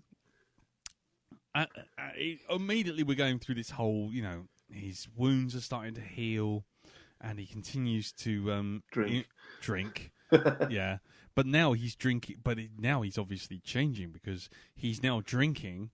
But not only is he drinking, he's drinking with a notepad in his hand and taking notes. Ooh, yeah, that means he's bucked his ideas up. He's bucked his ideas up.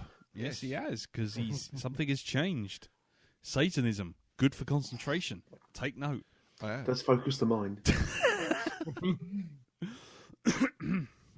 Anyway, so he's going over some notes, and at this point, Tina, his partner, has informed him that, that now that there's events going on in the town, such as this rather amusingly titled, was it Drink and Shoot? The Drink and Shoot. The Drink and Shoot. Yes, with more booze. Yeah, which is sponsored by Liquor Donuts. Sponsored by Liquor Donuts, exactly.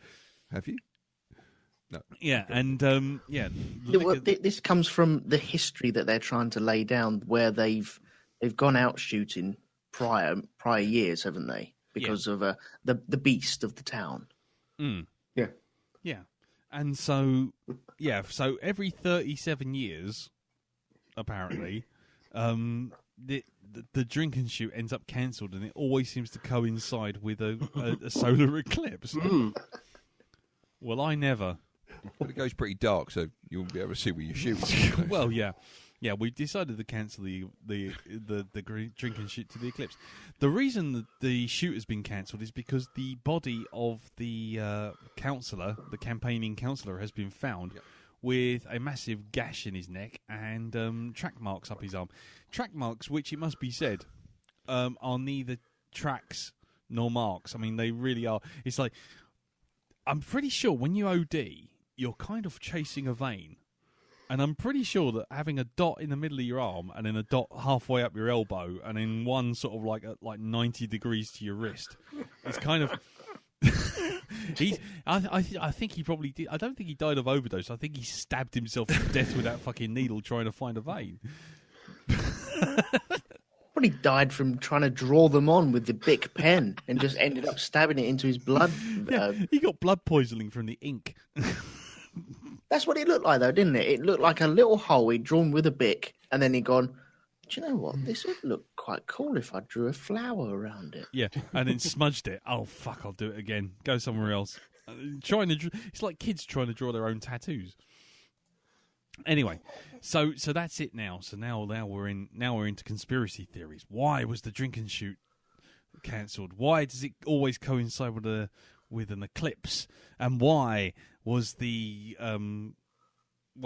councillor killed? Were you honestly asking these questions to yourself? No. I'm laying this out. I'm laying this out for the listeners. I mean, they're really important plot elements, and if you don't get them, the whole film just goes out of whack if you don't pay close attention to what's happening. Otherwise, you might as well just turn it off. Exactly, it'll collapse like a wet souffle. Yeah.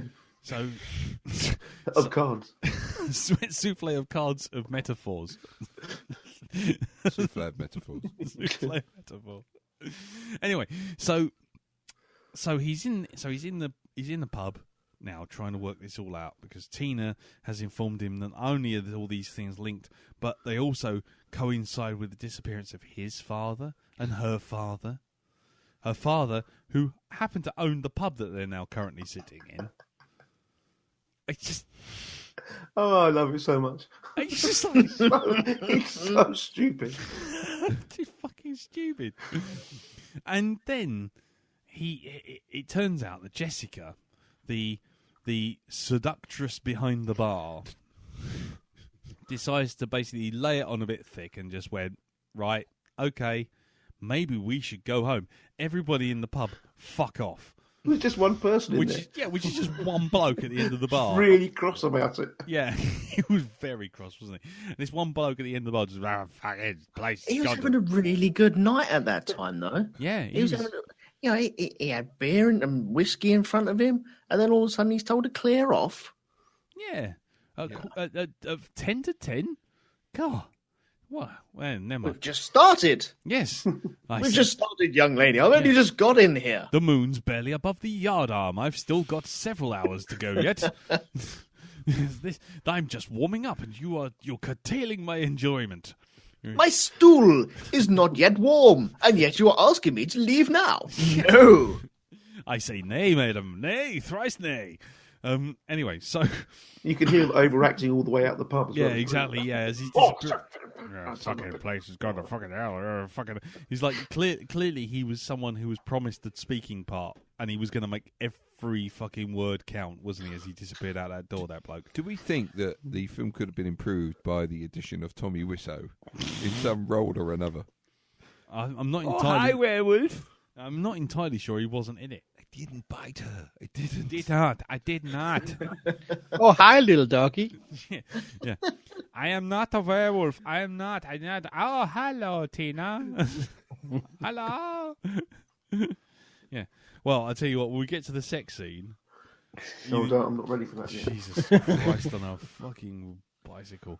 I was sitting on a train watching that set. No, mind. Anyway...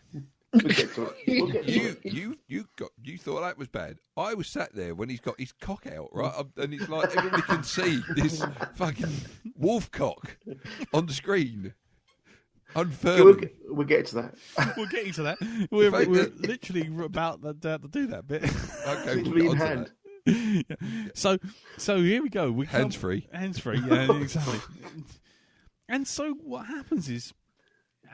he decides he's going to go just before, Jessica's sort of making overtures towards him, the barmaid making overtures to him, kicked overacting Larry at the end of the bar out.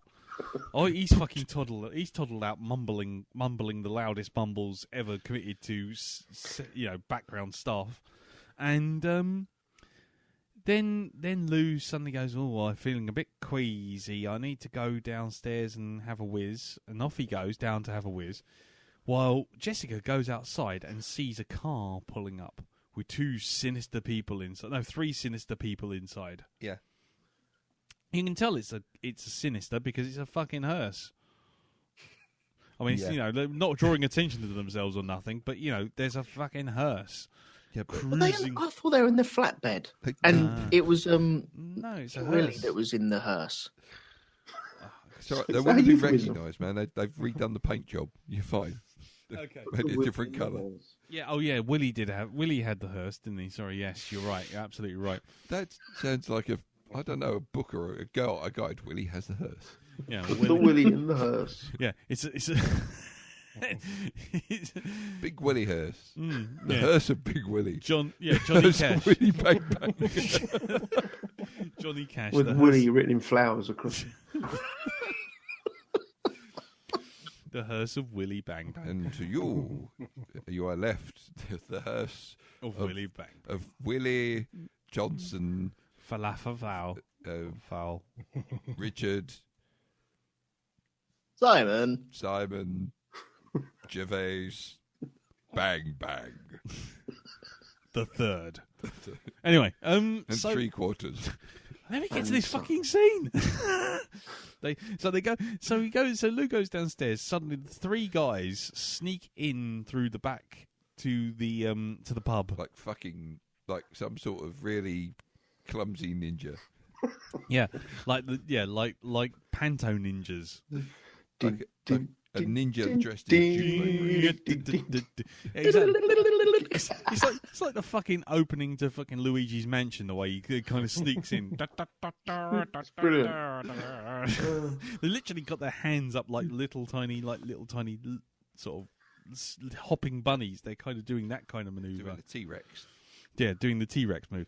Anyway, so they sneak Picking in. up the plant pot and just slowly moving it across the floor. Yeah.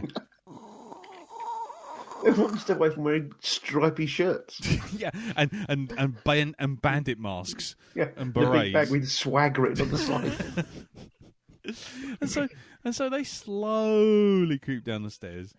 But meanwhile, Lou's got problems of his own. He's gone for a slash. More than one problem. He's got a whole plethora of problems. Yeah, and he goes for a slash, and as he does, we see the stream of urine, followed by a stream of urine turning into black currant, and then turning into bloody black currant, and it's just like blood everywhere. But then what we get is the moment which you're frankly not prepared for. I'll be honest with you. I don't think there's many people who can be prepared for this shot. But you know what?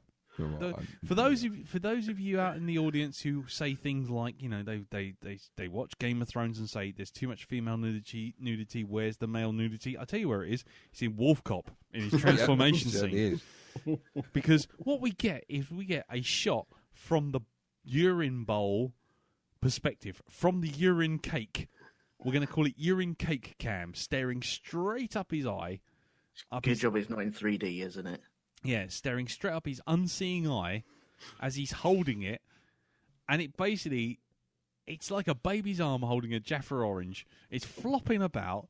It's all in the camera's face. Wow. It's spraying blood everywhere. And you think, oh my God. Have some restraint, man. Yeah. And just when you think, I think I've seen it all now. I think my bucket list of seeing everything on celluloid is finally full. Oh no!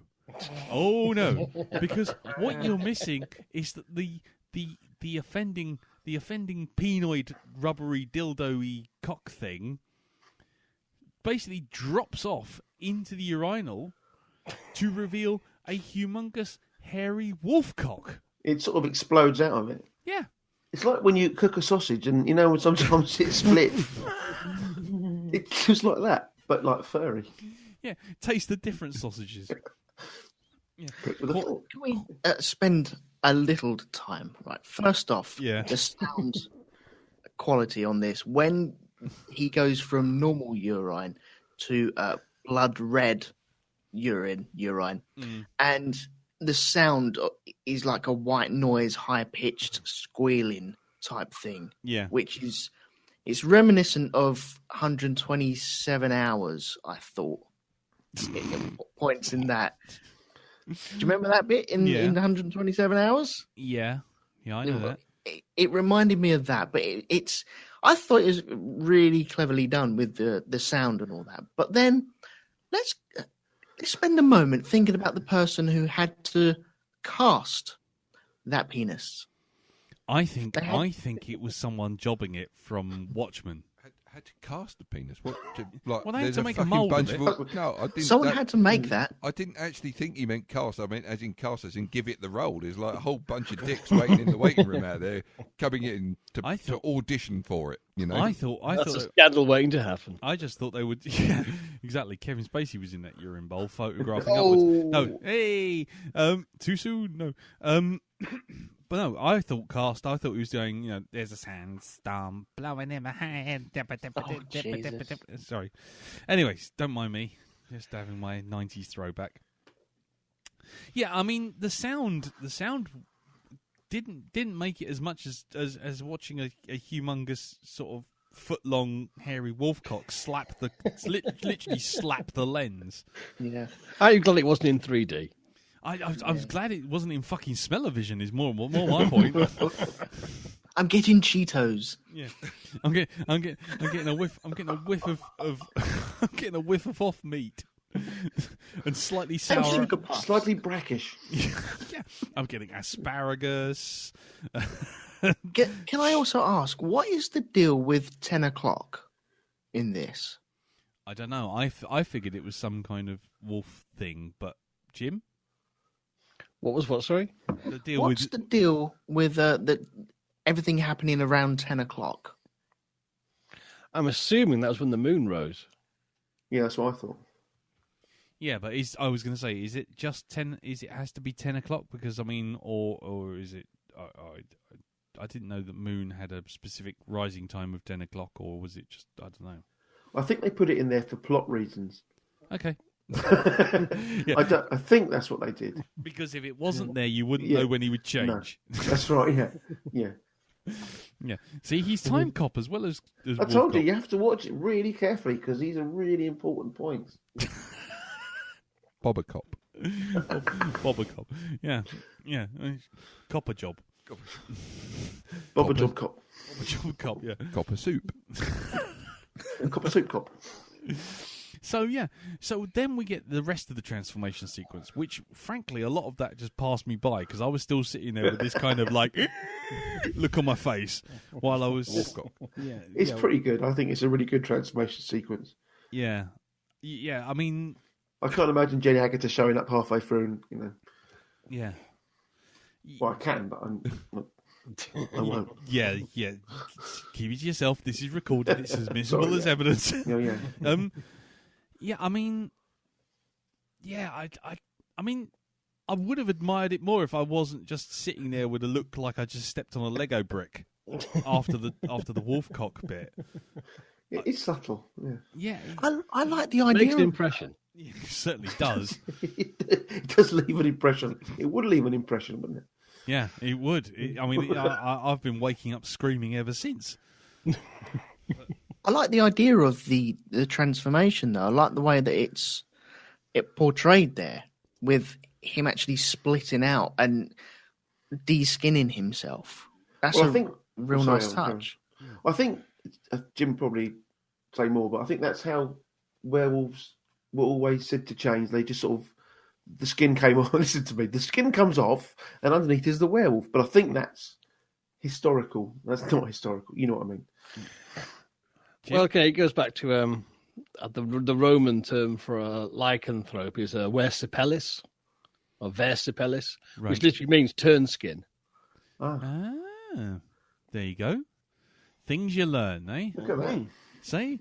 I mean, I just thought they nicked it off of Skinwalkers, that really terrible Stephen King film with Alice Krieg. That's how the werewolves changed Van Helsing as well, if I remember. Oh God! There's also some that do that in a Company of Wolves. Oh, the Company of Wolves one though is really cool because because the wolf literally comes out of the mouth, doesn't it? Yes, yeah. That's superb. This is quite similar in it being the opposite end of the body. Yeah. I mean, they got a first there, I have to say. Yeah, I mean, I can't. Got a new wrinkle on transformation. Don't say wrinkle. It was cold. It was just cold. Okay, you know, it's the middle of November. Yeah. Don't mock him. Don't mock him. Get a complex. So now we're watching the remainder of the transformation, and finally, old And this is what makes me laugh. They try and hold back the reveal of the Wolfcop. You know, the actual full body cop. They just sort of drop the it face mainly. They it's like bloody Smaug in Lord of the Rings. Oh, we've got a body of a dragon. We're going to show you the face of the dragon. No. It's a fucking dragon. Yeah, exactly. And so you're left just seeing a hand, a claw going into trap 2. Yep. A side boob shot. A side boob shot. Yeah. Werewolf side boob. Yeah. As well. And it's just like, I'm sorry, but if you've shown us his schlong, really his face is going to be a bit of an anticlimax, pardon the pun. Yeah, at this point. Our faces, which were like... Yeah, it was like I'd eaten a packet of sour sweets, and then or tried to drink orange juice after brushing my teeth. Anyway, so along come out 3 incompetent ninjas, and they come down the stairs, and finally they enter the room enter the toilet, only to find the whole place covered from head to foot in blood. And that's not all. They also then find themselves under attack by unsurprisingly, a werewolf. No shit. One has his face ripped off. Not as funny as the face ripped off which comes later. Which is genuinely an amazing sequence, that is. But one gets killed in the toilet, the other one gets his arm ripped off, I think it is, as well. And the third one does a runner to go back to the evil crime boss. Not just any crime boss. Not just any crime boss, an evil crime boss. Yeah, M&S boss. He's not just any old boss. Anyway. If Carlsberg made bosses, they'd be just like this one. So then he goes out and he goes to, he runs out, and it's all... He's doing motorbike impressions. Yeah, he's doing motorbike impressions. Wolf on a bike. Yeah. Bike wolf. Exactly, bike wolf. Bike cop. Chips. Shop cop. Shop cop. One stop cop shop. One cop stop. Anyway, so he goes out, and next thing you know, cuts to the morning. Cock-a-doodle-doo. All morning. Cop-a-doodle-doo. Cop-a-doodle-doo. There you go. And he wakes up and he's on the bed. Yep. He's on a bed, and he's tied down by handcuffs with fluffy bits on them, and a camera sitting right in front of him. And you think, what the fuck's going on here? And sure enough, out comes weirdo Willy Bang Bang with his Tom Selleck moustache and slightly bemused Joaquin Phoenix face. And he says that he managed to tranquilize Lou as the wolf and managed to get him back to the bedroom and sort of tie him down and check him out. And then, to double prove it to Lou that he's a werewolf, who seems to be taking it rather well, I'll be honest with you, to find out you're a werewolf. And not only that, but you've just woken up in someone's bed, chained down. Willy Bang Bang puts some wolfbane in his omelette. Yeah. Right, you're gonna have to explain that as well. I can. It's basically he puts 2 eggs into a frying pan, and it turns out suddenly he's got 50,000, like the equivalent of 50,000 eggs worth of scrambled eggs. It's a lot of omelette. It is a vast melting pot of fucking scrambled egg. Yeah, it's like he put two ostrich eggs in there, wasn't it? Really? I'm starting to believe he's Jesus. Because he only took 2 eggs, but he can feed the multitude. Yeah, exactly. Here, I have some stones, and I shall turn them into eggs. That's how it went, wasn't it? Not quite. Yeah. I mean, I'm not. Yeah, it is actually. Yeah. Let's just say yes. Yeah, just smile and wave, boys. Smile and wave. So, are you asking about how he manages to get 2 eggs and turn it into a 7-ton a scrambled egg? Or no, I'm not asking about the eggs. I'm asking about the wolfbane. And we go over to our occult specialist, Jim. How do you make scrambled eggs? Well, 2 eggs, beat, salt and pepper, splash of milk. Yeah, the secret's in the milk. Well, Hattie's like a shark's fin. Anyhow.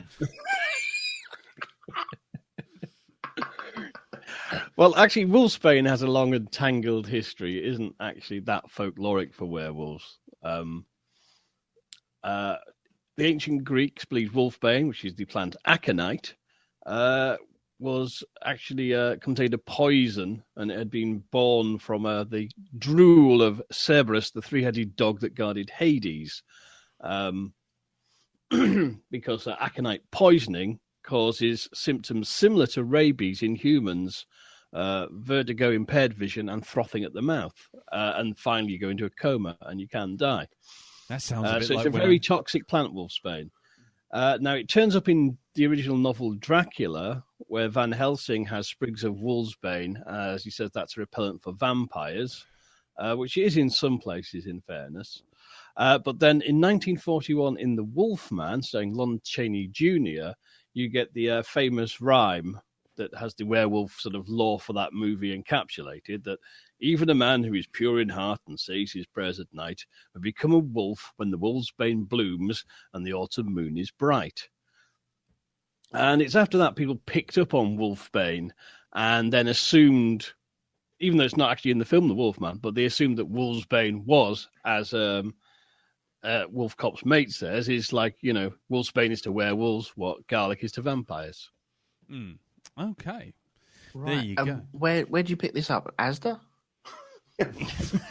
What, if it makes Happy you... shopper. I'd advise not picking it up at all unless you have to froth at the mouth, to be honest. Yeah. But isn't it on the spice racks, like with Schwartz stuff?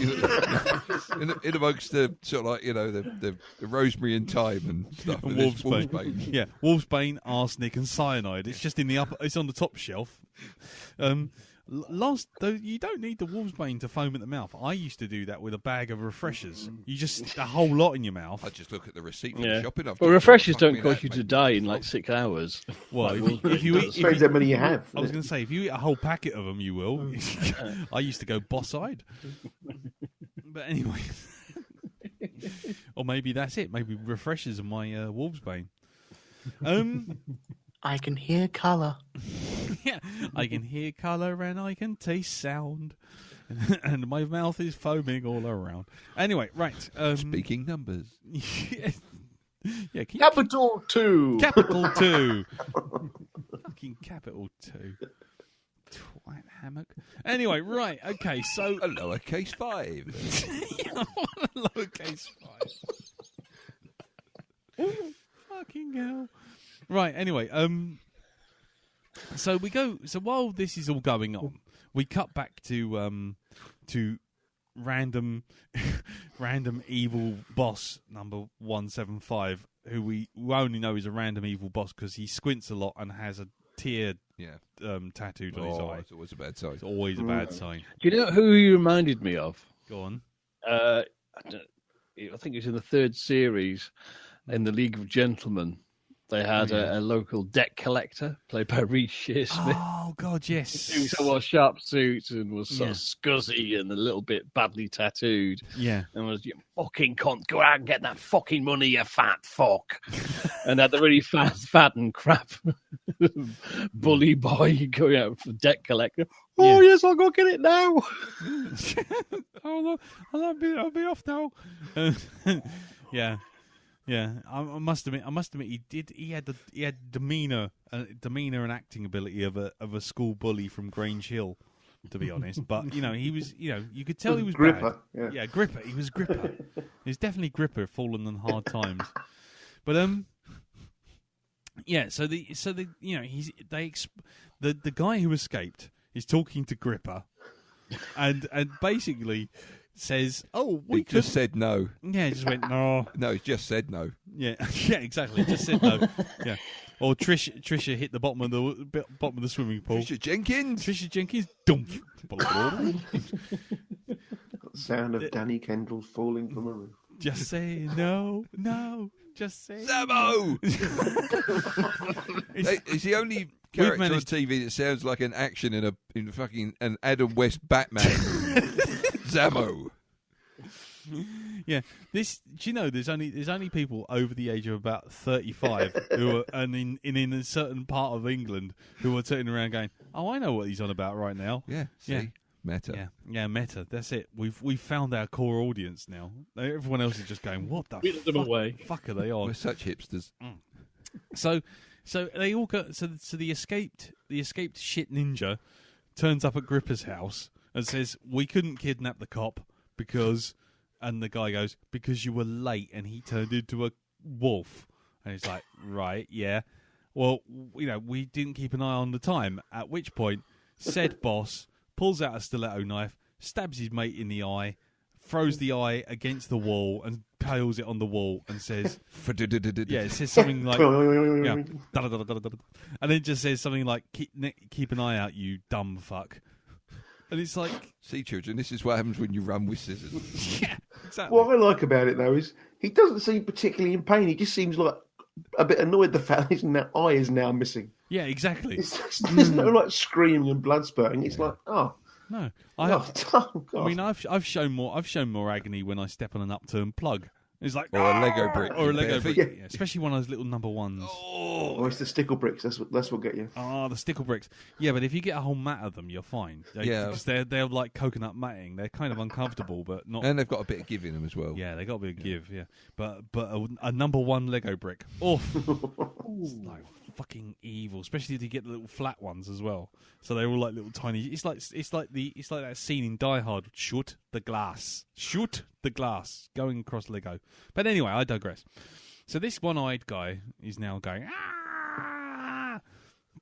Anyway, we then come back to, Willy Bang Bang Higgins, his house, and Lou. Love that and name, Willy Bang Bang. and they basically, Lou goes off to the library to research werewolves. Of course he does. Because why Where not? else would you go? Exactly. And then promptly stands up and goes, "Have you got devil worship? Have you got a book on devil worship?" To this rather shocked-looking librarian. 2 minutes later, there he is with a massive tome on devil worship. And it and it happens like the first 3 pages they look at explains the plot exactly. Where did you find that book? I was propping up in an orphanage in town. Yeah, exactly. This is the fucking foundation. Buffy, it really is. Yeah, it is a Buffy moment, isn't it? It's just like, if I open this book right here, that's page 1 of the plot. And if I open up the next page, there's page 2 of the plot, and there's the ending. If I just they should have had the book been written by Chekhov, really. that'd been the perfect kappa. Yeah, with a hole in it saying place gun here. So yeah, and so it basically, the book, essentially says that there was a ceremony to produce an evil spirit, to put it into a body as a vessel, which would then turn into a werewolf, which will then be sacrificed on the full moon to give people amazing powers and keep the reptilian shape-shifting overlords of the town happy and healthy. It's funny, when you say it out loud, it just sounds ridiculous, doesn't it? Yeah. I mean, I was with it until I said it out loud on the train. I'm like, reptilian, alien, overlord, shapeshifters running. Do we ever have it confirmed exactly what they were? No. Shapeshifters, that's like they're called. I'm a shapeshifter. Yeah. I'm a shapeshifter. Slither. So Guru and his partner sort of investigate the deaths at the bar. The 2 dead people in the toilet. At one point, the coroner, who is about as shit as a coroner can be, he's eating the liquor donuts. His fingers gone through the bloody plastic latex gloves, and he's sitting there going, "Oh, look what I've found," and sort of like picking up bits and everything. And Tina suddenly picks up like a face, and she's going, "This looks just like you. Look at me, I'm a grumpy bastard." He's like, "What the fuck am I watching?" But hey-ho. It's a bit of a trope in not just Horrorville, but in anything with cops and murders in, that you always have the coroner who's got a black sense of humour. It is a standard, isn't it? They always make off-color jokes, but yeah. I think Wolfcop switches it. Have the cops at the scene just going even further. Yeah. And so, hey, it looks like you, and he seems a bit pissed off. I'm wearing a face that looks like his. It's been ripped off, and having a laugh with it. Yeah. Funny that. I honestly thought. I honestly thought they were going to double down and actually have her pick up the cock out of the urinal. if you watch the outtakes, which I did, or they do have like several whole scenes of her just holding that and making joke after joke after joke. It's quite good, God. but they didn't put it in the film. Oh no! It's sort of going around using it as a pointer, pointing out various items of interest in the crime scene. You know, like, what about that? What about that? Anyway, Put a laser pointer in it. yeah. It should just be standard on everyone. Yeah, using it as a thermos. But anyway, for a very small flask. Yeah, he's going around with that little beer hip flask thing, isn't he? That little whiskey hip flask, which seems to refill magically. You never see him top it up. Yeah, definitely. It's endless. It never stops. It's almost like it's that's probably what the story's really about. It's about the literally the ability to transform everything in the world. It just osmoses his liquor out of the air into this can. I think he got it in the same place Willie buys his eggs. That's probably what's going on. Yeah, exactly. Yeah. So anyway, while investigating, there seems to be a series of unrelated armed robberies by gangs who wear pig masks. There's three of them, isn't there? Yeah, for three of them. Yeah, they're unrelated. Every single one, even though they are all wearing pig masks. Yeah. For reasons. I mean, this place is... Yeah, man. Yeah. Anyway, and at this point, Higgins convinces Lou that he must be restrained at night. And so what they decide they're going to do this time is put him in jail and lock the jail and have him take all his clothes off. While Higgins, old Willie Bang Bang, gets his camera out and films it and keeps trying to convince him to take his trousers off for science. Right? It's pretty warm in here, isn't it? You might want to take your trousers off. Yeah. Go on. No, I'm not filming. No, I'm not filming. Now just rub your ass. No, I'm not filming. Now what I want you to do is stand so your back is facing me and then look over your shoulder at me. Give me a coy look. Yeah. Now touch your lips. Touch them. Now put one little finger, the tip of your little finger, put it into the corner of your mouth. Like that. Yeah, just give me a coy look. So Tina comes in the middle of all of this, and then she basically goes, "What are you doing?" And then Willie Bang Bang looks at her and goes, "I'm just doing a film for science." At which point, she turns around and goes, "Can I have a word with the cop that you've locked in the jail?" The half-naked cop you've got there. Who's about to star in Caged Heat 4. Yeah. He's about to turn up in sort of Prison Sluts 5 or whatever it's called. And so she's standing there and she goes, "You do know that like there's some weird shit going on." And it's like, no. I'm in a prison cell, half naked, with a bloke taking pictures. You talk to me about weird. Yeah, exactly. I questioned her detective skills at this point. Yes, exactly. At no point does she look at him and say something along the lines of, "Blink once if you're in trouble." Hang on. Yeah, hang on. You're locked in the jail. She just goes, "I hope you know what you're doing," and then fucks off and leaves. What is the safe word? Yes. If you are safe, tell me the word banana. If you are not safe, any other fruit. But a banana's a plantain. Oh, okay, you're not. Banana's a herb. It's just. Yeah. Right. Okay. Right next to the wolfsbane. Yeah, it's right next to the wolfsbane, right above the arsenic, and just next to the refreshers. So she leaves, inexplicably leaves to leave her partner in jail in his pants, being filmed by a nutter. And sure enough, she's only gone like a few seconds before old Lou decides to change. And he changes into a wolf. And rather amusingly, when you see him as the wolf in the background, because he's kind of blurred out for most of it. He's in his uniform. He put it back on. He's transformed, not only transformed into a wolf, but he's actually grown his clothes on. He's like the anti-Hulk. His clothes have actually reappeared. The wolf. How does he do them buttons with them big long claws? I think those buttons for show. I think it's all Velcro. Yeah. He's very handy with them claws. That comes up later on. Yeah, exactly. And so he then shows a bit of intelligence by asking for booze and donuts, as you do if you're a werewolf. So, I mean, I don't know what to say at this point. It's just kind of like, really?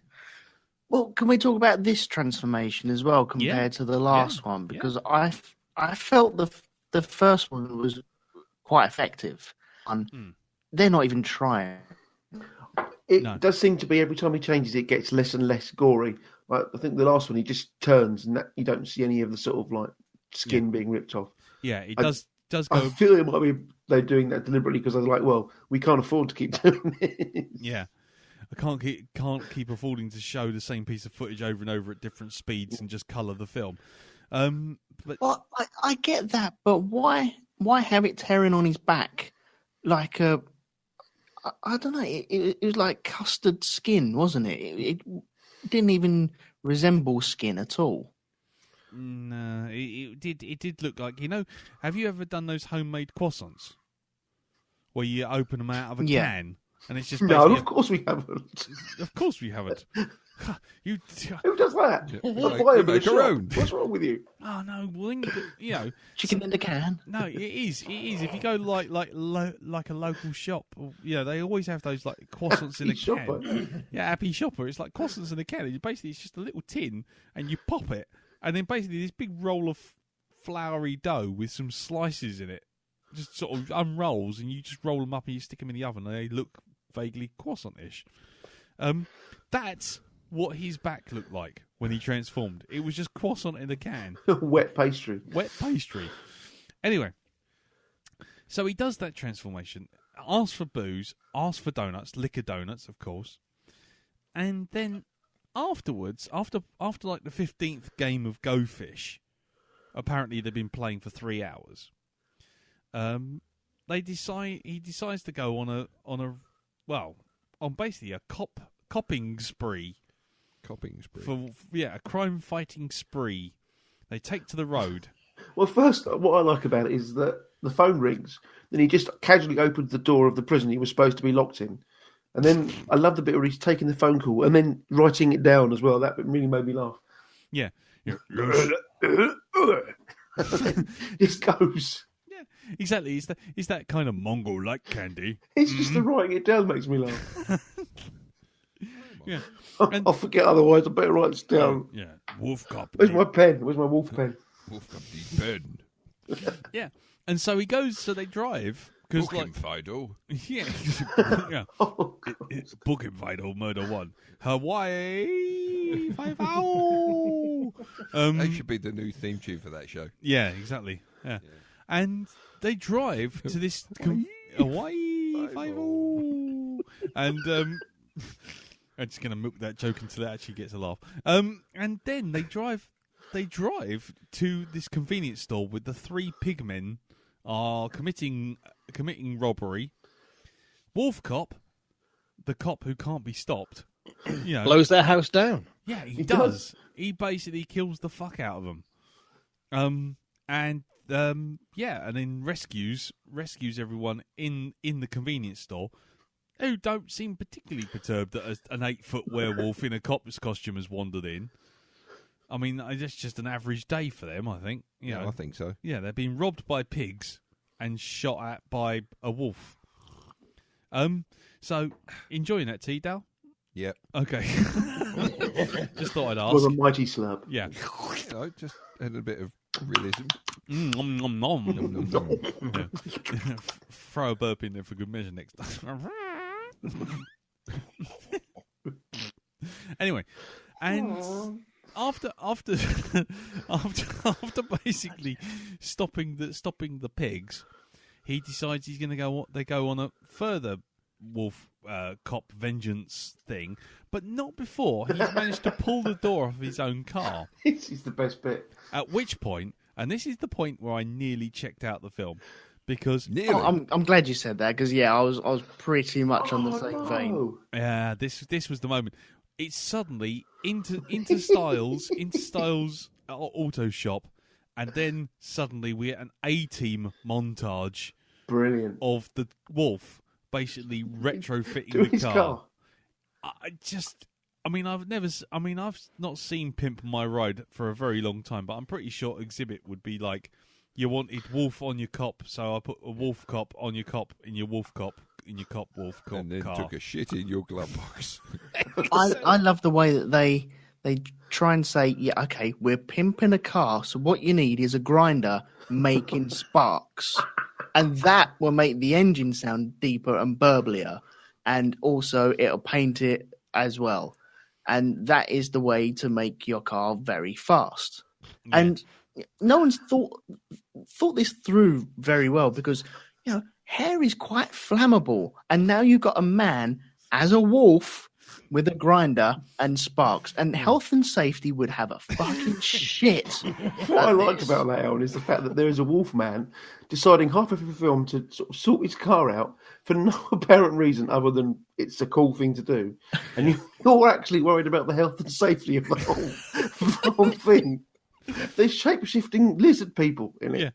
Yeah. The health and safety is probably not on the first thing on their mind. Health and safety, we shut that down. What fucking hell? He's an untrained lycanthrope trying out an angle grinder on a car which is still fueled. I mean, come on, the danger's clearly. He did put goggles on. He did put goggles on. Yeah, he but did. Why does that make the engine better? I don't think it matters. That makes all the difference. Everything. You can hear it like better for the big W.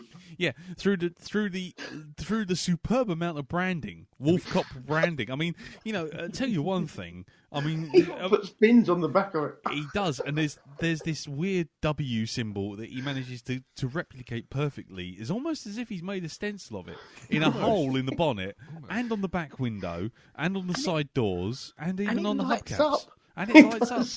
And he managed to put lights up. What the fuck? He puts a lighting kit in there as well, just for good measure. And he turns the headlights red. Oh, he turns the headlights red, and he can develop photographs in those headlights now because they are red.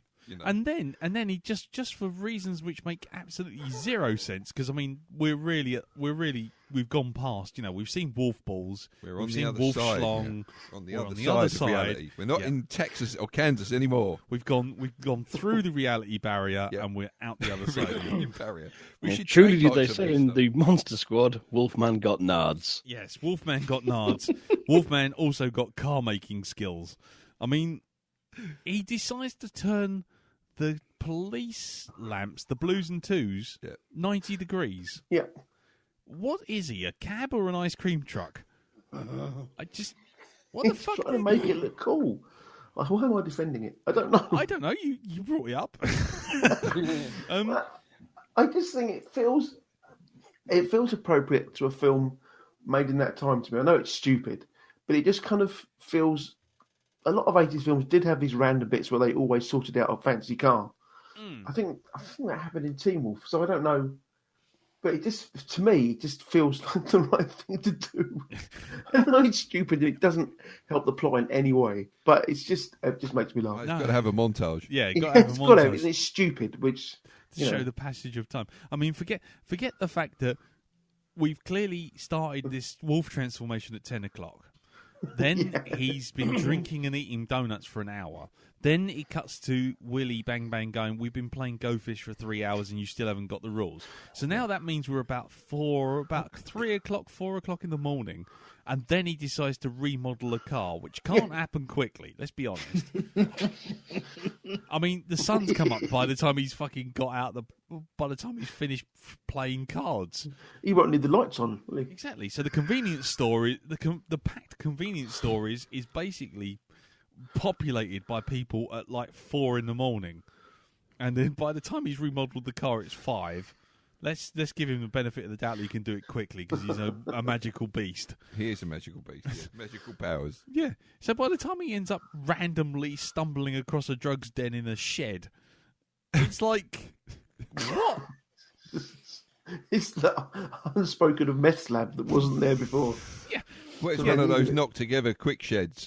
Meth lads from B&Q. That's what it is. I actually thought it was the shed that they constructed in the sort of midway through Witness. I was halfway expecting to sort of see some Amish going past, going, "That's meth, but I ain't good meth in English." Or is it a conservatory? Is it a conservatory? Is it one of? Is it a conservatory that some people? There's no famous people. No, is it? No, it's not. It's not quite. It's not quite into sort of like Sean Connery's conservatory. That's probably more like his outhouse. I wonder if they, they had a talk from the actual makers of conservatories. Like, this is a film called Wolfcop, and you haven't got anybody famous we can sell a conservatory to. What's going on here? You know the rules. We have a right to equity about this. Yeah. Well, the Everest guys turned up and said, "Oh, do you know what? We can stop all your drafts." Yeah. What we can't stop is a car coming through the fucking wall, driven by a cop, which just happens to be a werewolf. I think we need a car park right about here. And sure enough, homes under the hammer. That's what it is. Yeah, sheds under the wolf. And so out he comes.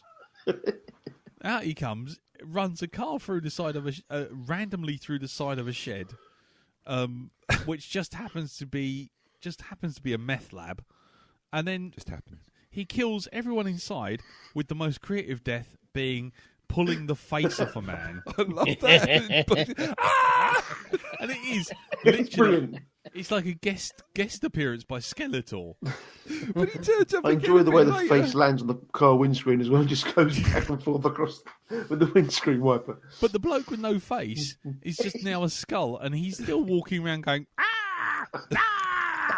like this.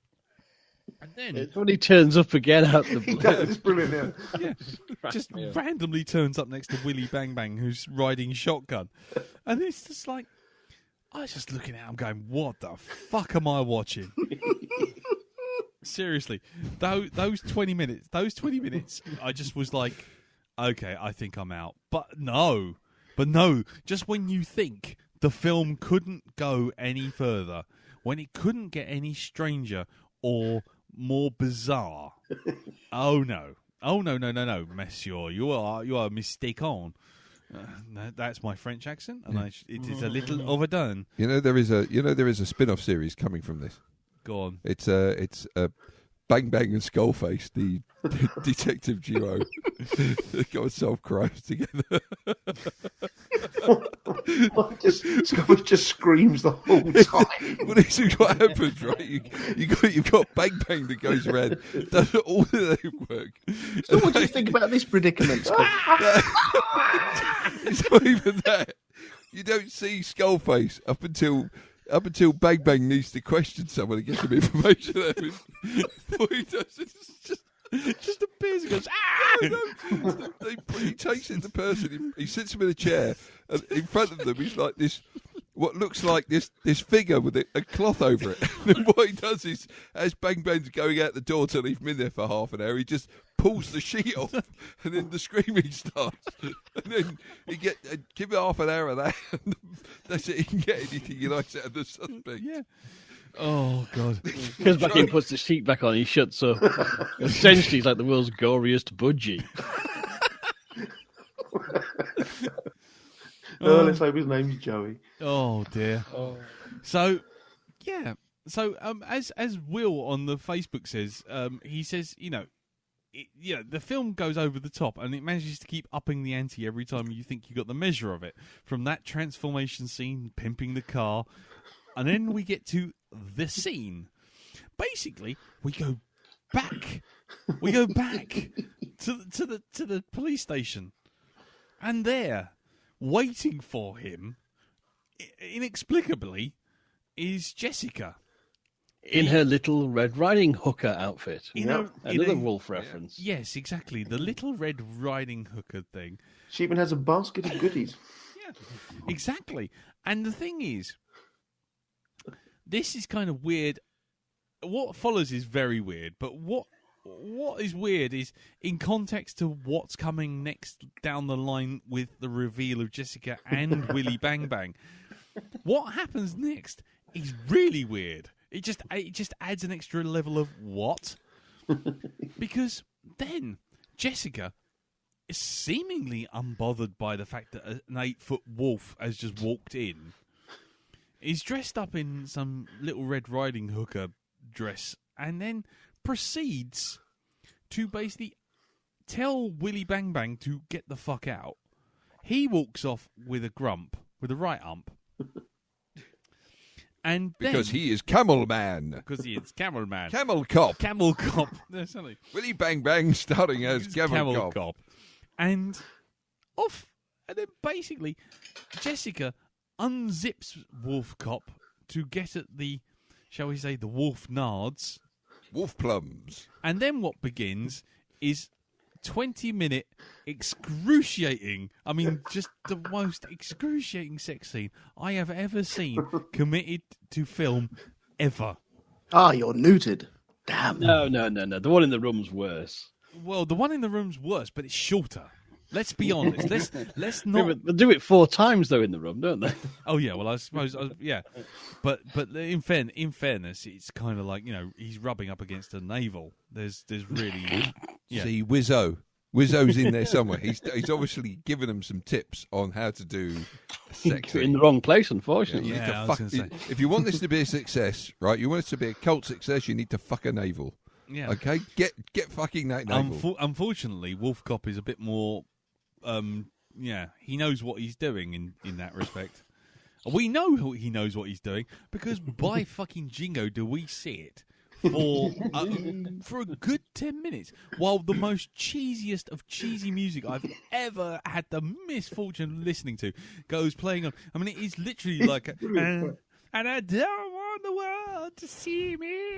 It's just like fucking hell. It's like the Goo Goo Dolls smashed headlong into the cutting crew and exploded, and what was gooed up was sort of turned into a Frankenstein monster of this bastardized child, like a transporter accident. Yeah, we're beaming up 2 groups from the 80s because they're becoming extinct on our planet. We have to get them, Captain. Yeah, who are we going to have? We're going to have the Goo Goo Dolls and cutting crew. Yeah, get them together. Unfortunately, Berlin jumped into the way of the transporter beam, connected the 3 of them, and they all beamed up together to make this fucking music. I say music in the loosest sense of the term because it does sound like someone's just humming random words while sitting in a toilet.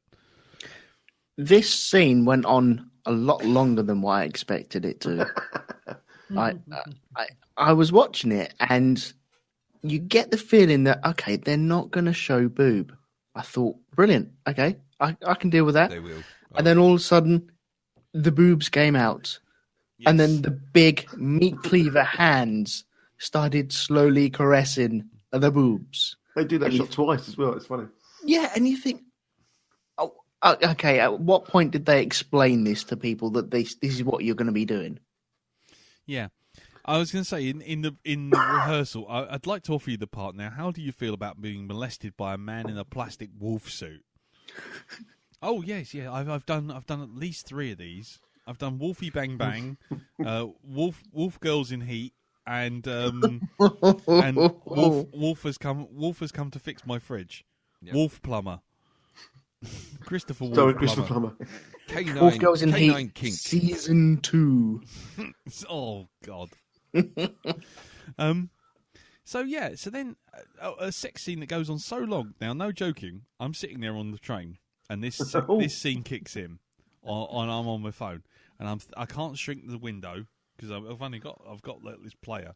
I bet you got to Lewisham before it ended, didn't it? I fucking nearly got the London Bridge. And then what I thought, well, you know what? Fuck it. I'm going to actually flick this forward like by putting into 2 times speed. And it was like 2 times speed. And even at 2 times speed, it was still playing in what seemed like real time. It's like, just fucking come already and just get it over with. And the music's still going. He didn't shout that on the train. It was not far off. I was just, and the music's still going. It's like sort of like a sitar saxophone combo playing at 2 times speed. I just wished I was just waiting for it to die or for me to be thrown off the train or something, anything. And it was just like, oh my God, this film has finally done it. It's gone beyond what I could have possibly expected. I'm done. Thanks very much. Check, please. Roll me over. I'm done. That's it. I'm out. But oh no. Oh no. Oh no. No, we're not quite finished yet. Because then we have to reveal that Jessica is in fact some wrinkly old crone who we had barely introduced at the beginning of the beginning of the film as the mayor, who is a 200-year-old shape-shifting old lady who makes Emperor Palpatine look like an advert for Euler Ulay. Why, if you're a shapeshifter, why would you choose that sort of that form? I don't know. Why don't you? I'd be going with the other one. Because they've been there for 200 years or so, and they had to grow old in that form. Yeah, but they can choose any form they like. That's the thing. Well, they can't stay the same age. The mayor would die off, and then she'd be a new person, and that's the way immortals work. This stuff, allegedly. says Shut Jim, up. That's why. Says Jim Moon, previously of the Highlander clan, Clan MacLeod. But I just wow. I mean, Martin Thompson says on the group that the reveal of the twist being that the head of the police and the mayor and everything was a nice twist. He liked that. Yeah.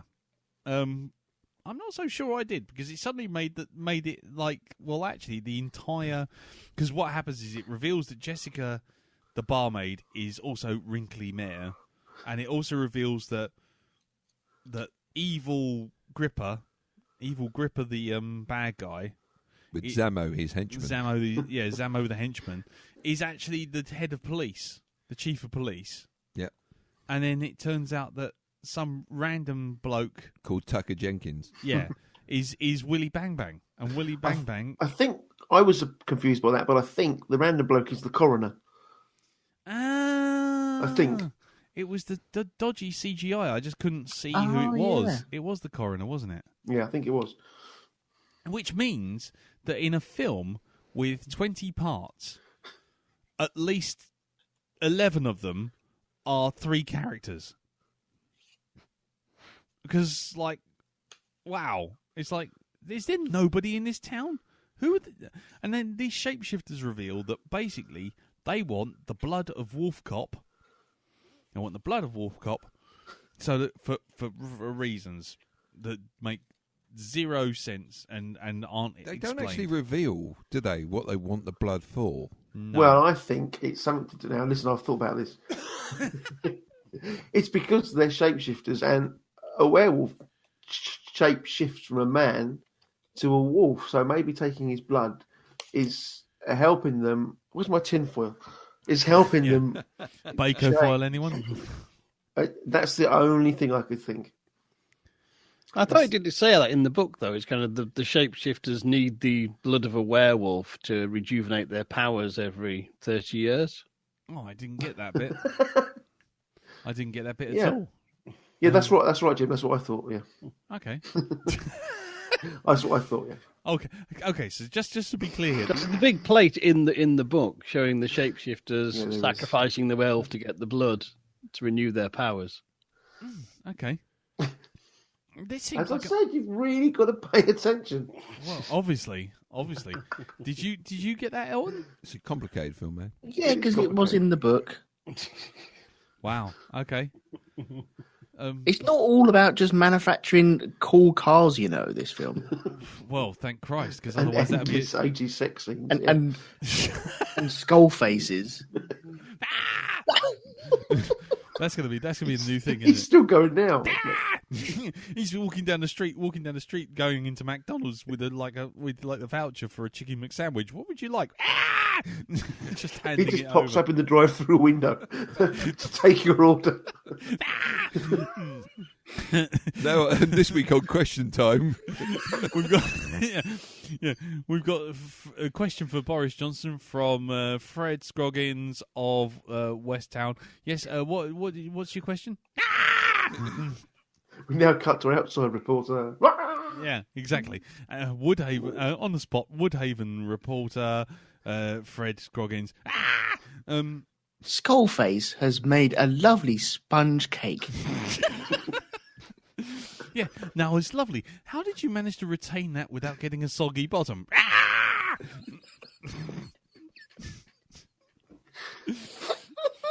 Fucking hellfire! I think Skullface is the actual true hero of this film. Now, the more I think about it.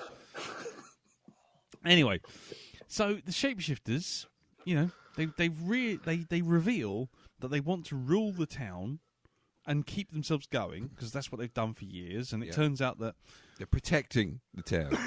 They're protecting the town, which is ironic, given that the head of police is also the guy who's running the meth lab. Yep. And also that the coroner is also the gun conspiracy nut, reporting the whole thing in the first place. And the mayor, who's running the town already, happens to be the barmaid who doesn't trust the mayor. It's just like, what?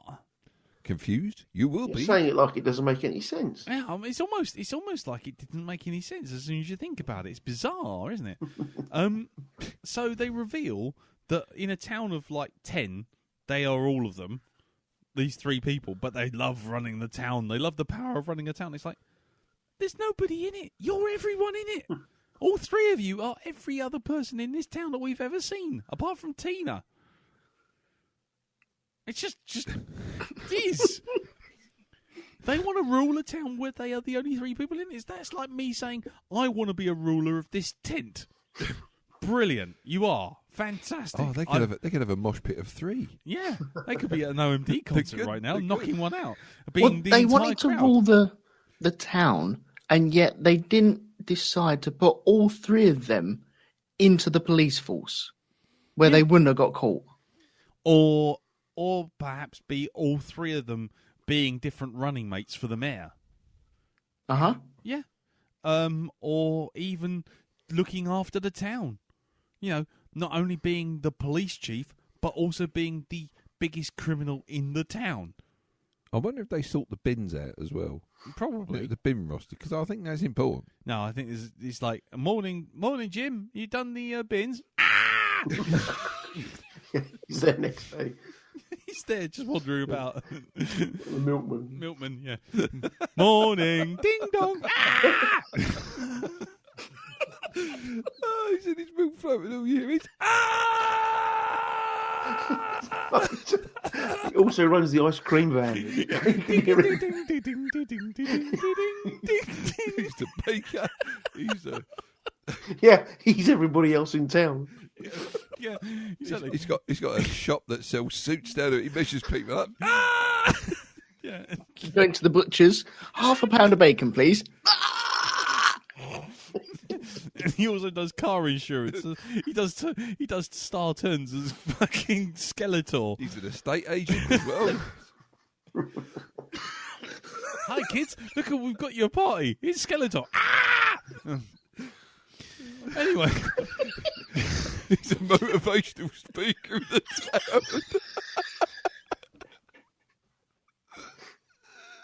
town.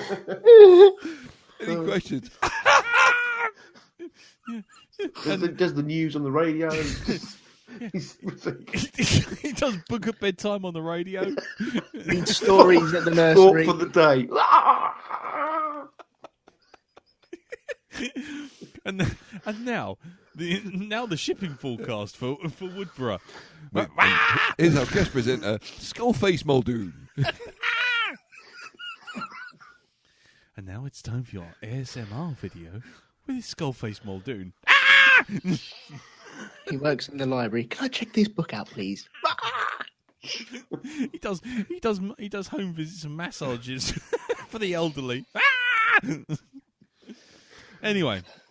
Oh, Skullface. Oh, how Skullface. we love thee. Yeah, exactly. So, while this is all going on, Lou's now tied to a tree, and Tina, for reasons that make zero sense, other than just she needs to be there, suddenly appears in the forest, overlooking the three shapeshifters who happen to be everyone else in the town, who are basically tied Lou to the tree. She has a sniper rifle. Why? How? Where? Because she's a police person. And they did have the tooling up montage as well. So she was... Yeah, she's got a gun. Yeah, but why? When? She just 1 minute she's just walking along, tooled up with a pistol, and then next thing you see, she's lying in a bush with a sniper rifle. An American probably left it lying there. Yeah, exactly. They just leave caches of them. I don't question people having large amounts of firearms in any film from that continent now, as there are more guns than people. Yeah. And they obviously are now inhabiting the wilderness. They actually grow on trees. Mm. Yeah. Or maybe there's just a guy standing there handing them out as you walk into the forest going, ah! So she just starts shooting at various henchmen who are floating around in the area and distracts people just enough that Wolfcop can, when the eclipse happens and he's been stabbed and the blood's come out and the police chief takes a drink of the blood, but that doesn't stop Wolfcop. Oh no. He manages to escape and a fight ensues. Not before having some more to drink, which gives him more powers. Yeah, exactly. Yeah. From his everlasting bottle. There. Yeah, from his everlasting bottle, yeah. So Tina and Guru basically kill Willie Bang Bang Higgins, a.k.a. the coroner, a.k.a. the bloke at the end of the bar, a.k.a. that other bloke who's running the coffee shop down the road, a.k.a. the weatherman, a.k.a. the other person who isn't the Skullface. And then Tina starts a fight with the old lady / Jessica / anybody else that you care to mention. Tina beats her up and kills her. And then it comes to the showdown with the police chief. You all right, Dal? Yeah, it's just the audio's gone a bit funny. Gone a bit weird, I'm not sure where the actual fault lies. It's in you. It's just. Oh, yeah. You okay? Yeah, we're all good. Yeah, right. we're all good. Cool. Anyway, so they fight. So they fight the police chief / evil bad guy Gripper. Henchman Zammo. So it's Trisha Jenkins, Zammo. Yeah, it's face down at the bottom of the pool. Yeah. Exactly. And Zammo loses his other eye as well. Which is funny. Zammo loses his other eye, yeah. And Deck then show up. Yeah, exactly. And then basically, there's this bit where, as the police chief who is fighting Wolfcop basically knocks him to the ground, and he's gonna go and kill Wolfcop. He's coming up, and he's just Tina comes along with the sword, this sacrificial sword that she's found on the ground, and stabs the police chief straight through the back. Yep.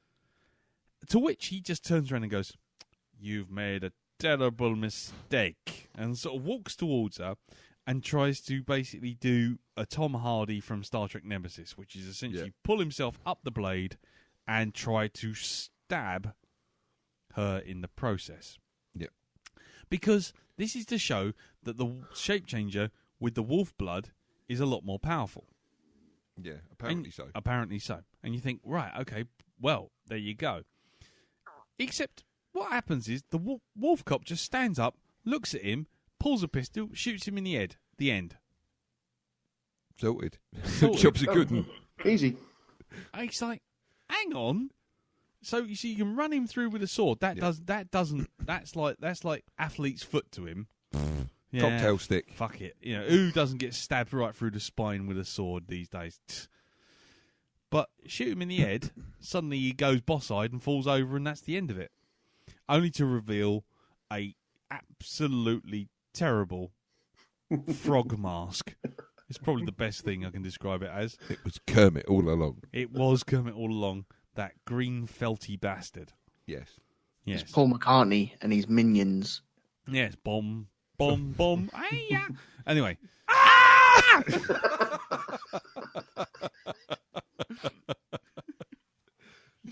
Anyway. So basically that's it. The shape changes have been killed, probably ridding the entire town of all of its populace. And then Guru basically gets Tina, picks her up. She says she needs a hospital, and Wolfcop goes, "Yeah, but I need a drink." So she goes, "Well, I need a hospital more," and he goes, "We'll do 2 stops," implying that they're going to go get a drink first, and then he'll take her to the hospital. Da-da-da-da-da-da. Hey, we're done. Finger guns. Yeah. Yeah. Make everything all better. We all learned an important lesson. Yes. Keep drinking. Keep drinking. Just keep drinking. Alcohol is good. Yeah. Alcoholics Anonymous sponsors Wolfcop. So, yeah, that's the whole thing. I mean, just to cock back on the feedback, I mean, Will, again, Fiendish Dr. Will on the Facebook group says he loves this film. He's not going to try and pretend it's a good film, but it's a hell of a lot of fun. It's so ridiculous and over the top and manages to keep upping the thing ante every time you think you've got to measure it. From that transformation scene, pimping the car, the wolf sex, and so on. And he thinks that he's very sure that I'll appreciate the puntastic nature of some of the jokes. And Alan Wilby agrees with him. Martin Thompson says, I liked it, but it felt like it wasn't cohesive as it could have been, and it feels like it's trying to be a serious low-budget horror at the beginning, and then once it goes on to full schlock. The transformation sequences were very graphic and looked like a homage to American Werewolf in London, and he liked the twist with the shape changes too. But what did we think of it? So go on in, Richard. You're the guest here, man. You've watched it again. Yeah. What do you think? I unashamedly love this film. I think it's completely ridiculous, and I think it knows that it's completely ridiculous. So the car scene, the sex scene, I think they know that they're completely stupid and they make no sense, but it feels like it's right for the sort of time this is homaging. The sort of those films of the 80s all had those scenes in them. All right, not quite as long or as over the top, but I think it references those sort of films really well, and it's just stupid. And I think, okay, you've got to love it. I'm sorry, I can't sort of think of a bad thing to say about it. I mean, it is stupid, and I'm stupid, and I love the film. So. Okay. It's not a very intelligent summation of it. That's fine. I mean, that's the thing. Is there are films which are just they just press your buttons and you go, yep, I like that. Thanks very much, and that's fine. And it starts off being called Wolfcop. You just know exactly. It does exactly what it says on the tin. He's a cop. He's a wolf. That's it. What can we do with that? Stupid idea. He's round. He's always on the ground. Wolfcop. Yeah. Okay. Well, what about you, Elton? I feel that it hinted at being something a little bit darker at the very beginning. Yeah. It had ideas, and it's as if they all came back onto site and onto set one day and went, "Do you know what?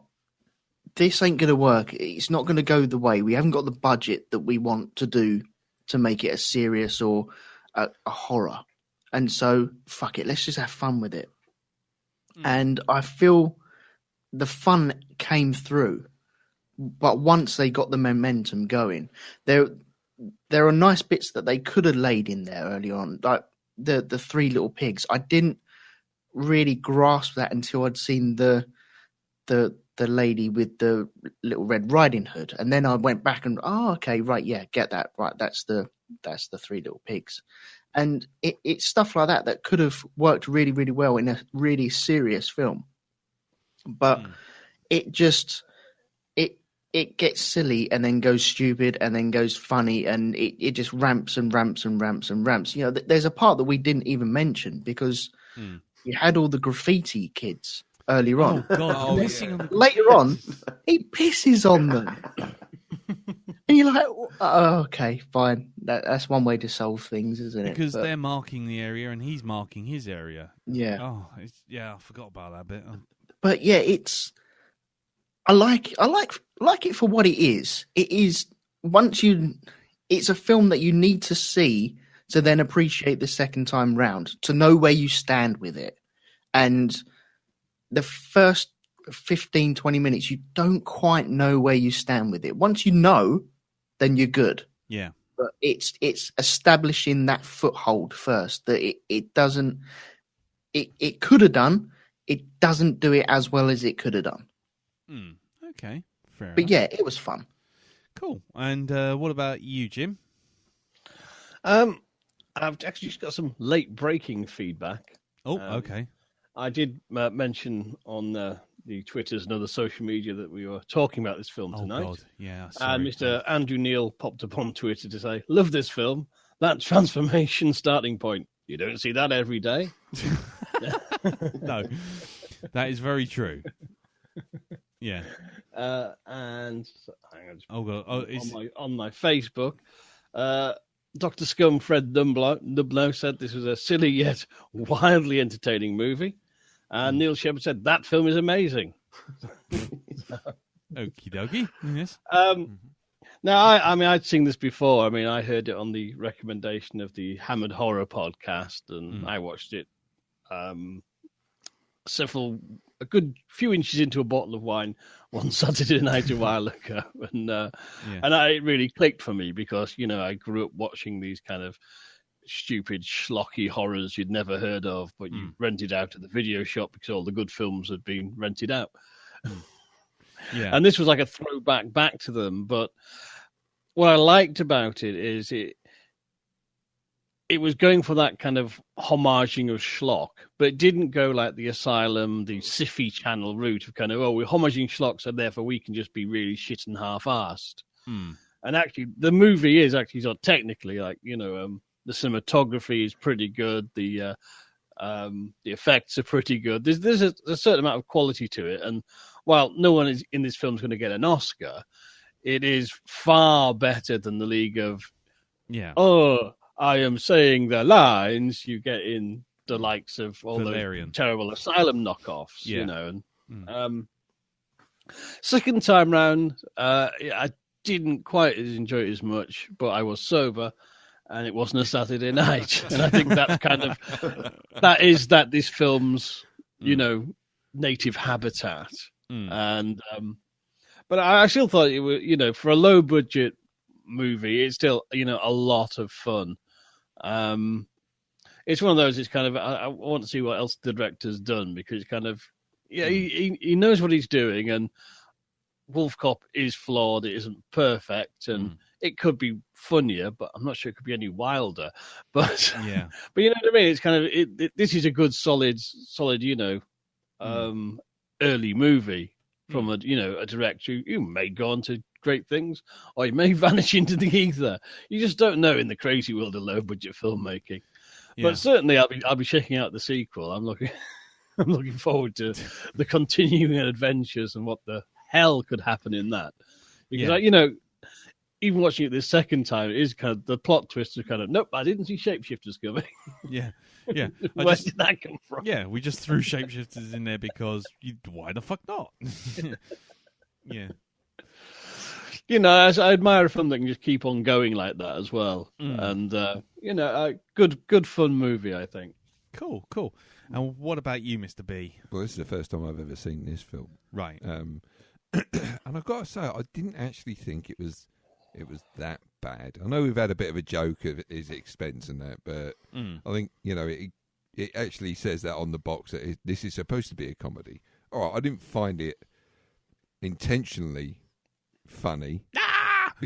That's beautiful, that bit. Skullface Magoon or McGinty. Whatever he's called, That's what we shall call him from now Okay, on. Skullface McGinty. All right, that's it. So Yeah. Skullface McGinty should have his own talk show on BBC One, where he just screams at people constantly. No, actually, do you know what? I think, Jim, I've got to agree with you there about the acting. There's a lot of stuff out there, cheaply made stuff, where the acting is really, really, really bad. These people were just average actors, you know? This was it. They weren't terrible, but they weren't Sir Laurence Olivier. But they were. I didn't get put off by the way they delivered lines. No. You know, they actually had some skill to their craft. So, yeah, I didn't mind that either. Okay. I probably will watch it again to see if I get sort of like I might jump past Wolfcock and shit like that. Wolf sex. Yeah, wolf sex. Or will you? Oh, then again, Brown maybe. chicken, brown cow. Yeah, Yeah. wuff. I like it. Wuff. Get it Oh. in God. your face. Well, Doggy she style. almost did. I think. Yes. Anyway. I did wonder where she was going at one point when she started kneeling in front of him. It was like, no. So overall, I'll huff and I'll puff. oh, my, what big stop!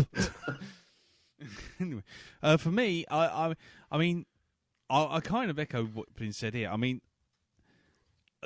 the thing about it is there's bits of it I really liked, and there's bits of it I didn't like. It's not yet, as you pointed out, it's not one of these cheap made asylum knockoffs with, like, you know, Debbie Gibson sort of trying to resurrect her career, talking like a mannequin having its foot stamped upon. It's so it's definitely up levitated up above that. It's more in the sort of Tremors level of, you know, you found it in the back of the video shop kind of thing. And that tone it got perfect. yeah. But in terms of doing that kind of thing, that homage and making it funny and doing it well, things like Black Dynamite are prove what you can do with that kind That's of thing. That's a beautiful film, though. Well, exactly. Absolutely But the thing film. is to take, you know, see what Black Dynamite does of taking the blaxploitation movie and the 70s sort of like black detective movie, and then basically taking the piss but staying true to it. Yeah. Or, you know, let's go right over to the other side and go Young Frankenstein and see what you can do with B movies and, you know, a universal horror. So when homages are done really well, then you can't, you know, they're untouchable. They're brilliant because they work on multiple levels. You're sitting there recognizing what it looked like and enjoying the film on its own terms. Wolfcop isn't quite there, but it's well made, and it's goes to those sort of B movie extremes, but it almost doesn't go quite far enough. I know we're sort of going on about the Wolfcock, Wolfcock. Yeah. But that was one or two scenes. But if you think about something like Peter Jackson's Brain Dead or Bad Taste or Meet the Feebles, you watch those three, and I tell you what, there's more in like 3 minutes of those than there is in anything in Wolfcop. Bad Taste is unbelievable. It's awesome. The opening 10 minutes of that is just like, what the fuck am I watching? I kick ass for the Lord. No, that's Brain Dead. Is it Brain Dead? Yeah. That's Yeah, what Brain I'm thinking Dead. of. Sorry, Yeah. it's that. No, Brain Dead. Bad Taste is the one with I'm a Derek and Derek don't run. Climb up a tree then. That's I forgot the other half of that line. That's yeah. brilliant. Yeah. Oh, And the moon. yeah, exactly. Yeah, Oh, I love it. and you know, Meet the Feebles, where you actually start the film off with a Muppet style montage, only to cut to a walrus having sex with a hippo. I mean, you know, that kind of takes Wolfcop kind of stuff and just says, nah, weak sauce. So, in some ways, Wolfcop is kind of all of the mix of everything, but not master of anything. And I enjoyed it for what it was. There were bits of it where I'm sitting there going, what am I watching? Why am I wasting my time with this? And then there was other bits where, like, you know, and that kind of thing, where I just laughed. I just could not stop laughing. I do think we need Bang Bang and Skullface, though. Bang Bang and Skullface. Bang Bang and McNulty. Skullface. Yeah. No, that's the title of the show is just Bang Bang and Skullface. Yeah. Quick and catchy. Yeah. A stoner and stony face. Yeah. So while it is not, I don't think I'm ever going to watch it again or watch the sequel. I'm kind of glad I did watch this, and I wouldn't say it was a horrible film. It's just a film that I think it doesn't lean one way or the other. It doesn't go far enough into the gross out stuff, and it doesn't go too far into the homage stuff. So you kind of go, if it just went one way or the other, rather than trying to sort of steer this kind of middle path, it would be a much more memorable film. Yeah, but I enjoyed it for what it was. So there you go. That's really all I got to say. Everything else, everyone else has kind of said. So cool. I think we're done. I think we are. All right, brilliant. Well, okay. Well, there you go. Well, before we go, let's try and tell you what we're going to have next week, and then we'll let our co-hosts promote the wares. So next week, we were going to have Cube, but much like Wolfcop, what was on Netflix is now no longer on Netflix. So it is harder to find than... a decent alibi for Harvey Weinstein. Ooh. So there you go. Hey, a little bit of politics. Hey, come on. How can you knock that? I think it's fair. I think you're fair. That's fair. I think it's fair. So, basically, we've dropped Cube, and we're moving to the next film along. And the next film along is a film much like The Matrix, where the first time I watched it, I hated it. Second time I watched it, I loved it. Is that Digital Man? Yeah, exactly. Metal Man. Metal Hero. But this is a film starring Andy McDowell and, of course, Bill Murray and Puxatawny Phil, the Groundhog. Yes, Groundhog Day. Harold Ramis' Groundhog Day. Fuck yeah. Okay. I take it we have all seen this film. Oh, God, yes. Yes. Yeah? Right. Okay. Jim? No. Yep. You've not seen this? I've never seen this, no. Elton. For shame. Well, I'm Sorry. Right, that's it. Yeah, Elton. I think we should just hang up now. Good night, everyone. No, so okay, fine. So let's go round the table of the people who have seen it. So let's go to our guest host, Richard. Have you seen this film? Yes. What did you think? Many times. Okay, well that kind of answers the question before I ask it. But what do you think of it? It's Groundhog Day. It's a great film. Cool. Yeah. Okay. There you go. Well, it's a good film. Yeah, that's it. Fine. Okay, so you're looking forward to watching it again? Yes. Cool. Brilliant. There you go. What about you, Jim? Yeah, I've seen it many times. It's one of my favourites. Kind of one of my comfort films that comes out once every few years when I feel I need my faith refreshed in people and a good laugh. Yeah. Right. Okay. Cool. Are you looking forward to it?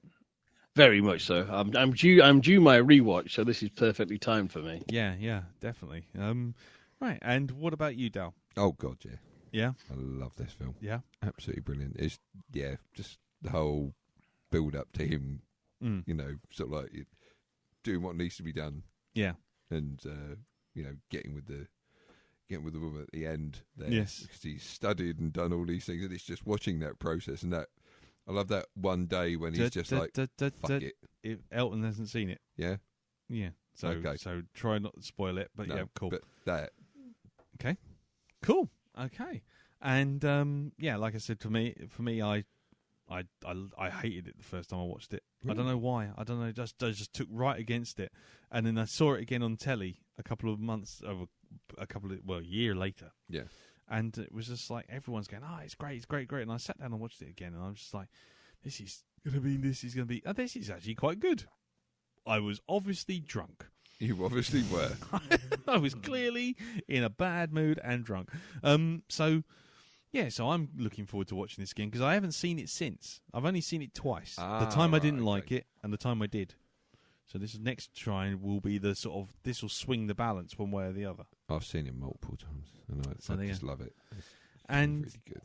Okay, cool. And Elton, I know you haven't seen it, but yeah, it's a film that I've meant to see. I haven't purposely gone out my way not to see it. It's just never happened. So I'm looking forward to it. It's a film that I've meant to see, but just didn't get round to it. Okay, cool. So you're looking forward to seeing it?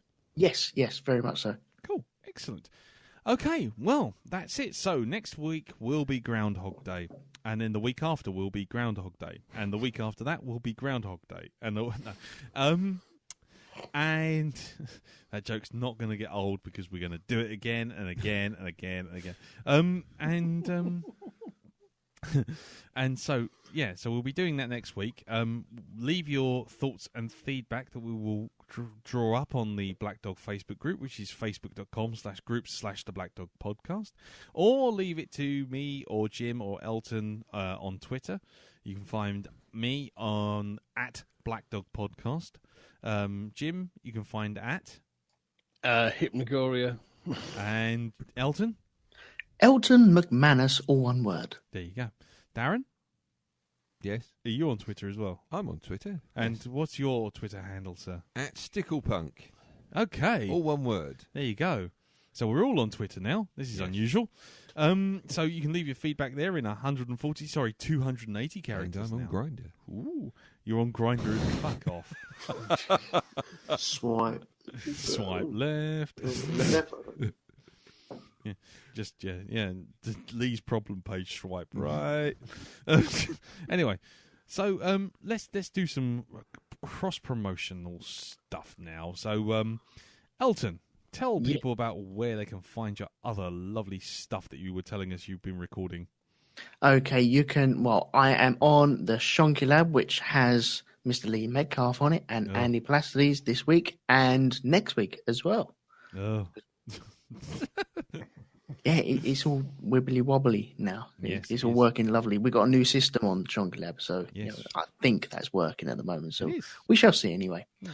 You can also catch me on the Grand Prix podcast and Band of Brothers podcast, and they are all over at rogue2media.com. Okay, and Jim? You can hear me on my own podcast, the Hypnagoria podcast, where this week I'm just doing a little bit of apocrypha on the Triffids. Yes.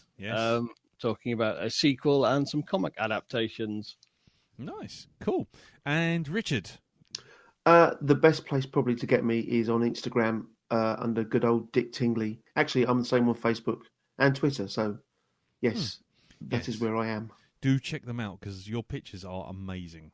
Thank you. I love your stuff. It's really cool. Excellent. So that's good old Dick Tingley on Instagram, Twitter, and Facebook. Yeah? Yep. Brilliant. Yep. I'm heading there now. Go there. There's Please some follow. Great stuff. And also B3TA as well, I saw a couple of times. Oh, that was a long time ago. Yeah, It still comes up though. It still pops up in the message front. So there you go. Yeah, they won't leave me alone. Yeah, go on, go back in there, return like the king. Go back to Yeah. Are you not entertained? Yes, do you not understand? Right, okay, and you can find me on Instagram at CartoonBeardy, where I've been doing more and more doodles and sketches and random shit on the train. And you can find me at Dartford Docks. Yes, for 20 quid. All the nice book. He's lovable. Anyway, right, so thank you very much for listening. Thank you, Richard, for taking part, sir. That was a pleasure. No, the pleasure's all Thank ours. you for having me. No problem at all. And yes, and thank you everyone for listening, and thank you for all the people who take part in the Facebook group and that kind of thing. I know the lack of feedback's caused some consternation, but I'm glad. Thank you all for sticking with us. At least that's what the stats are saying. unless it's one person downloading it several hundred times each. And thank you, Jim. Thank you, Elton. Thank you, Darren. And thank you, me. Thank God for me. Thank you, Lee. To nick someone else's phrase. And we'll see you all next week for Groundhog Day. Until then, tatty bye. Bye-bye. Ta-da!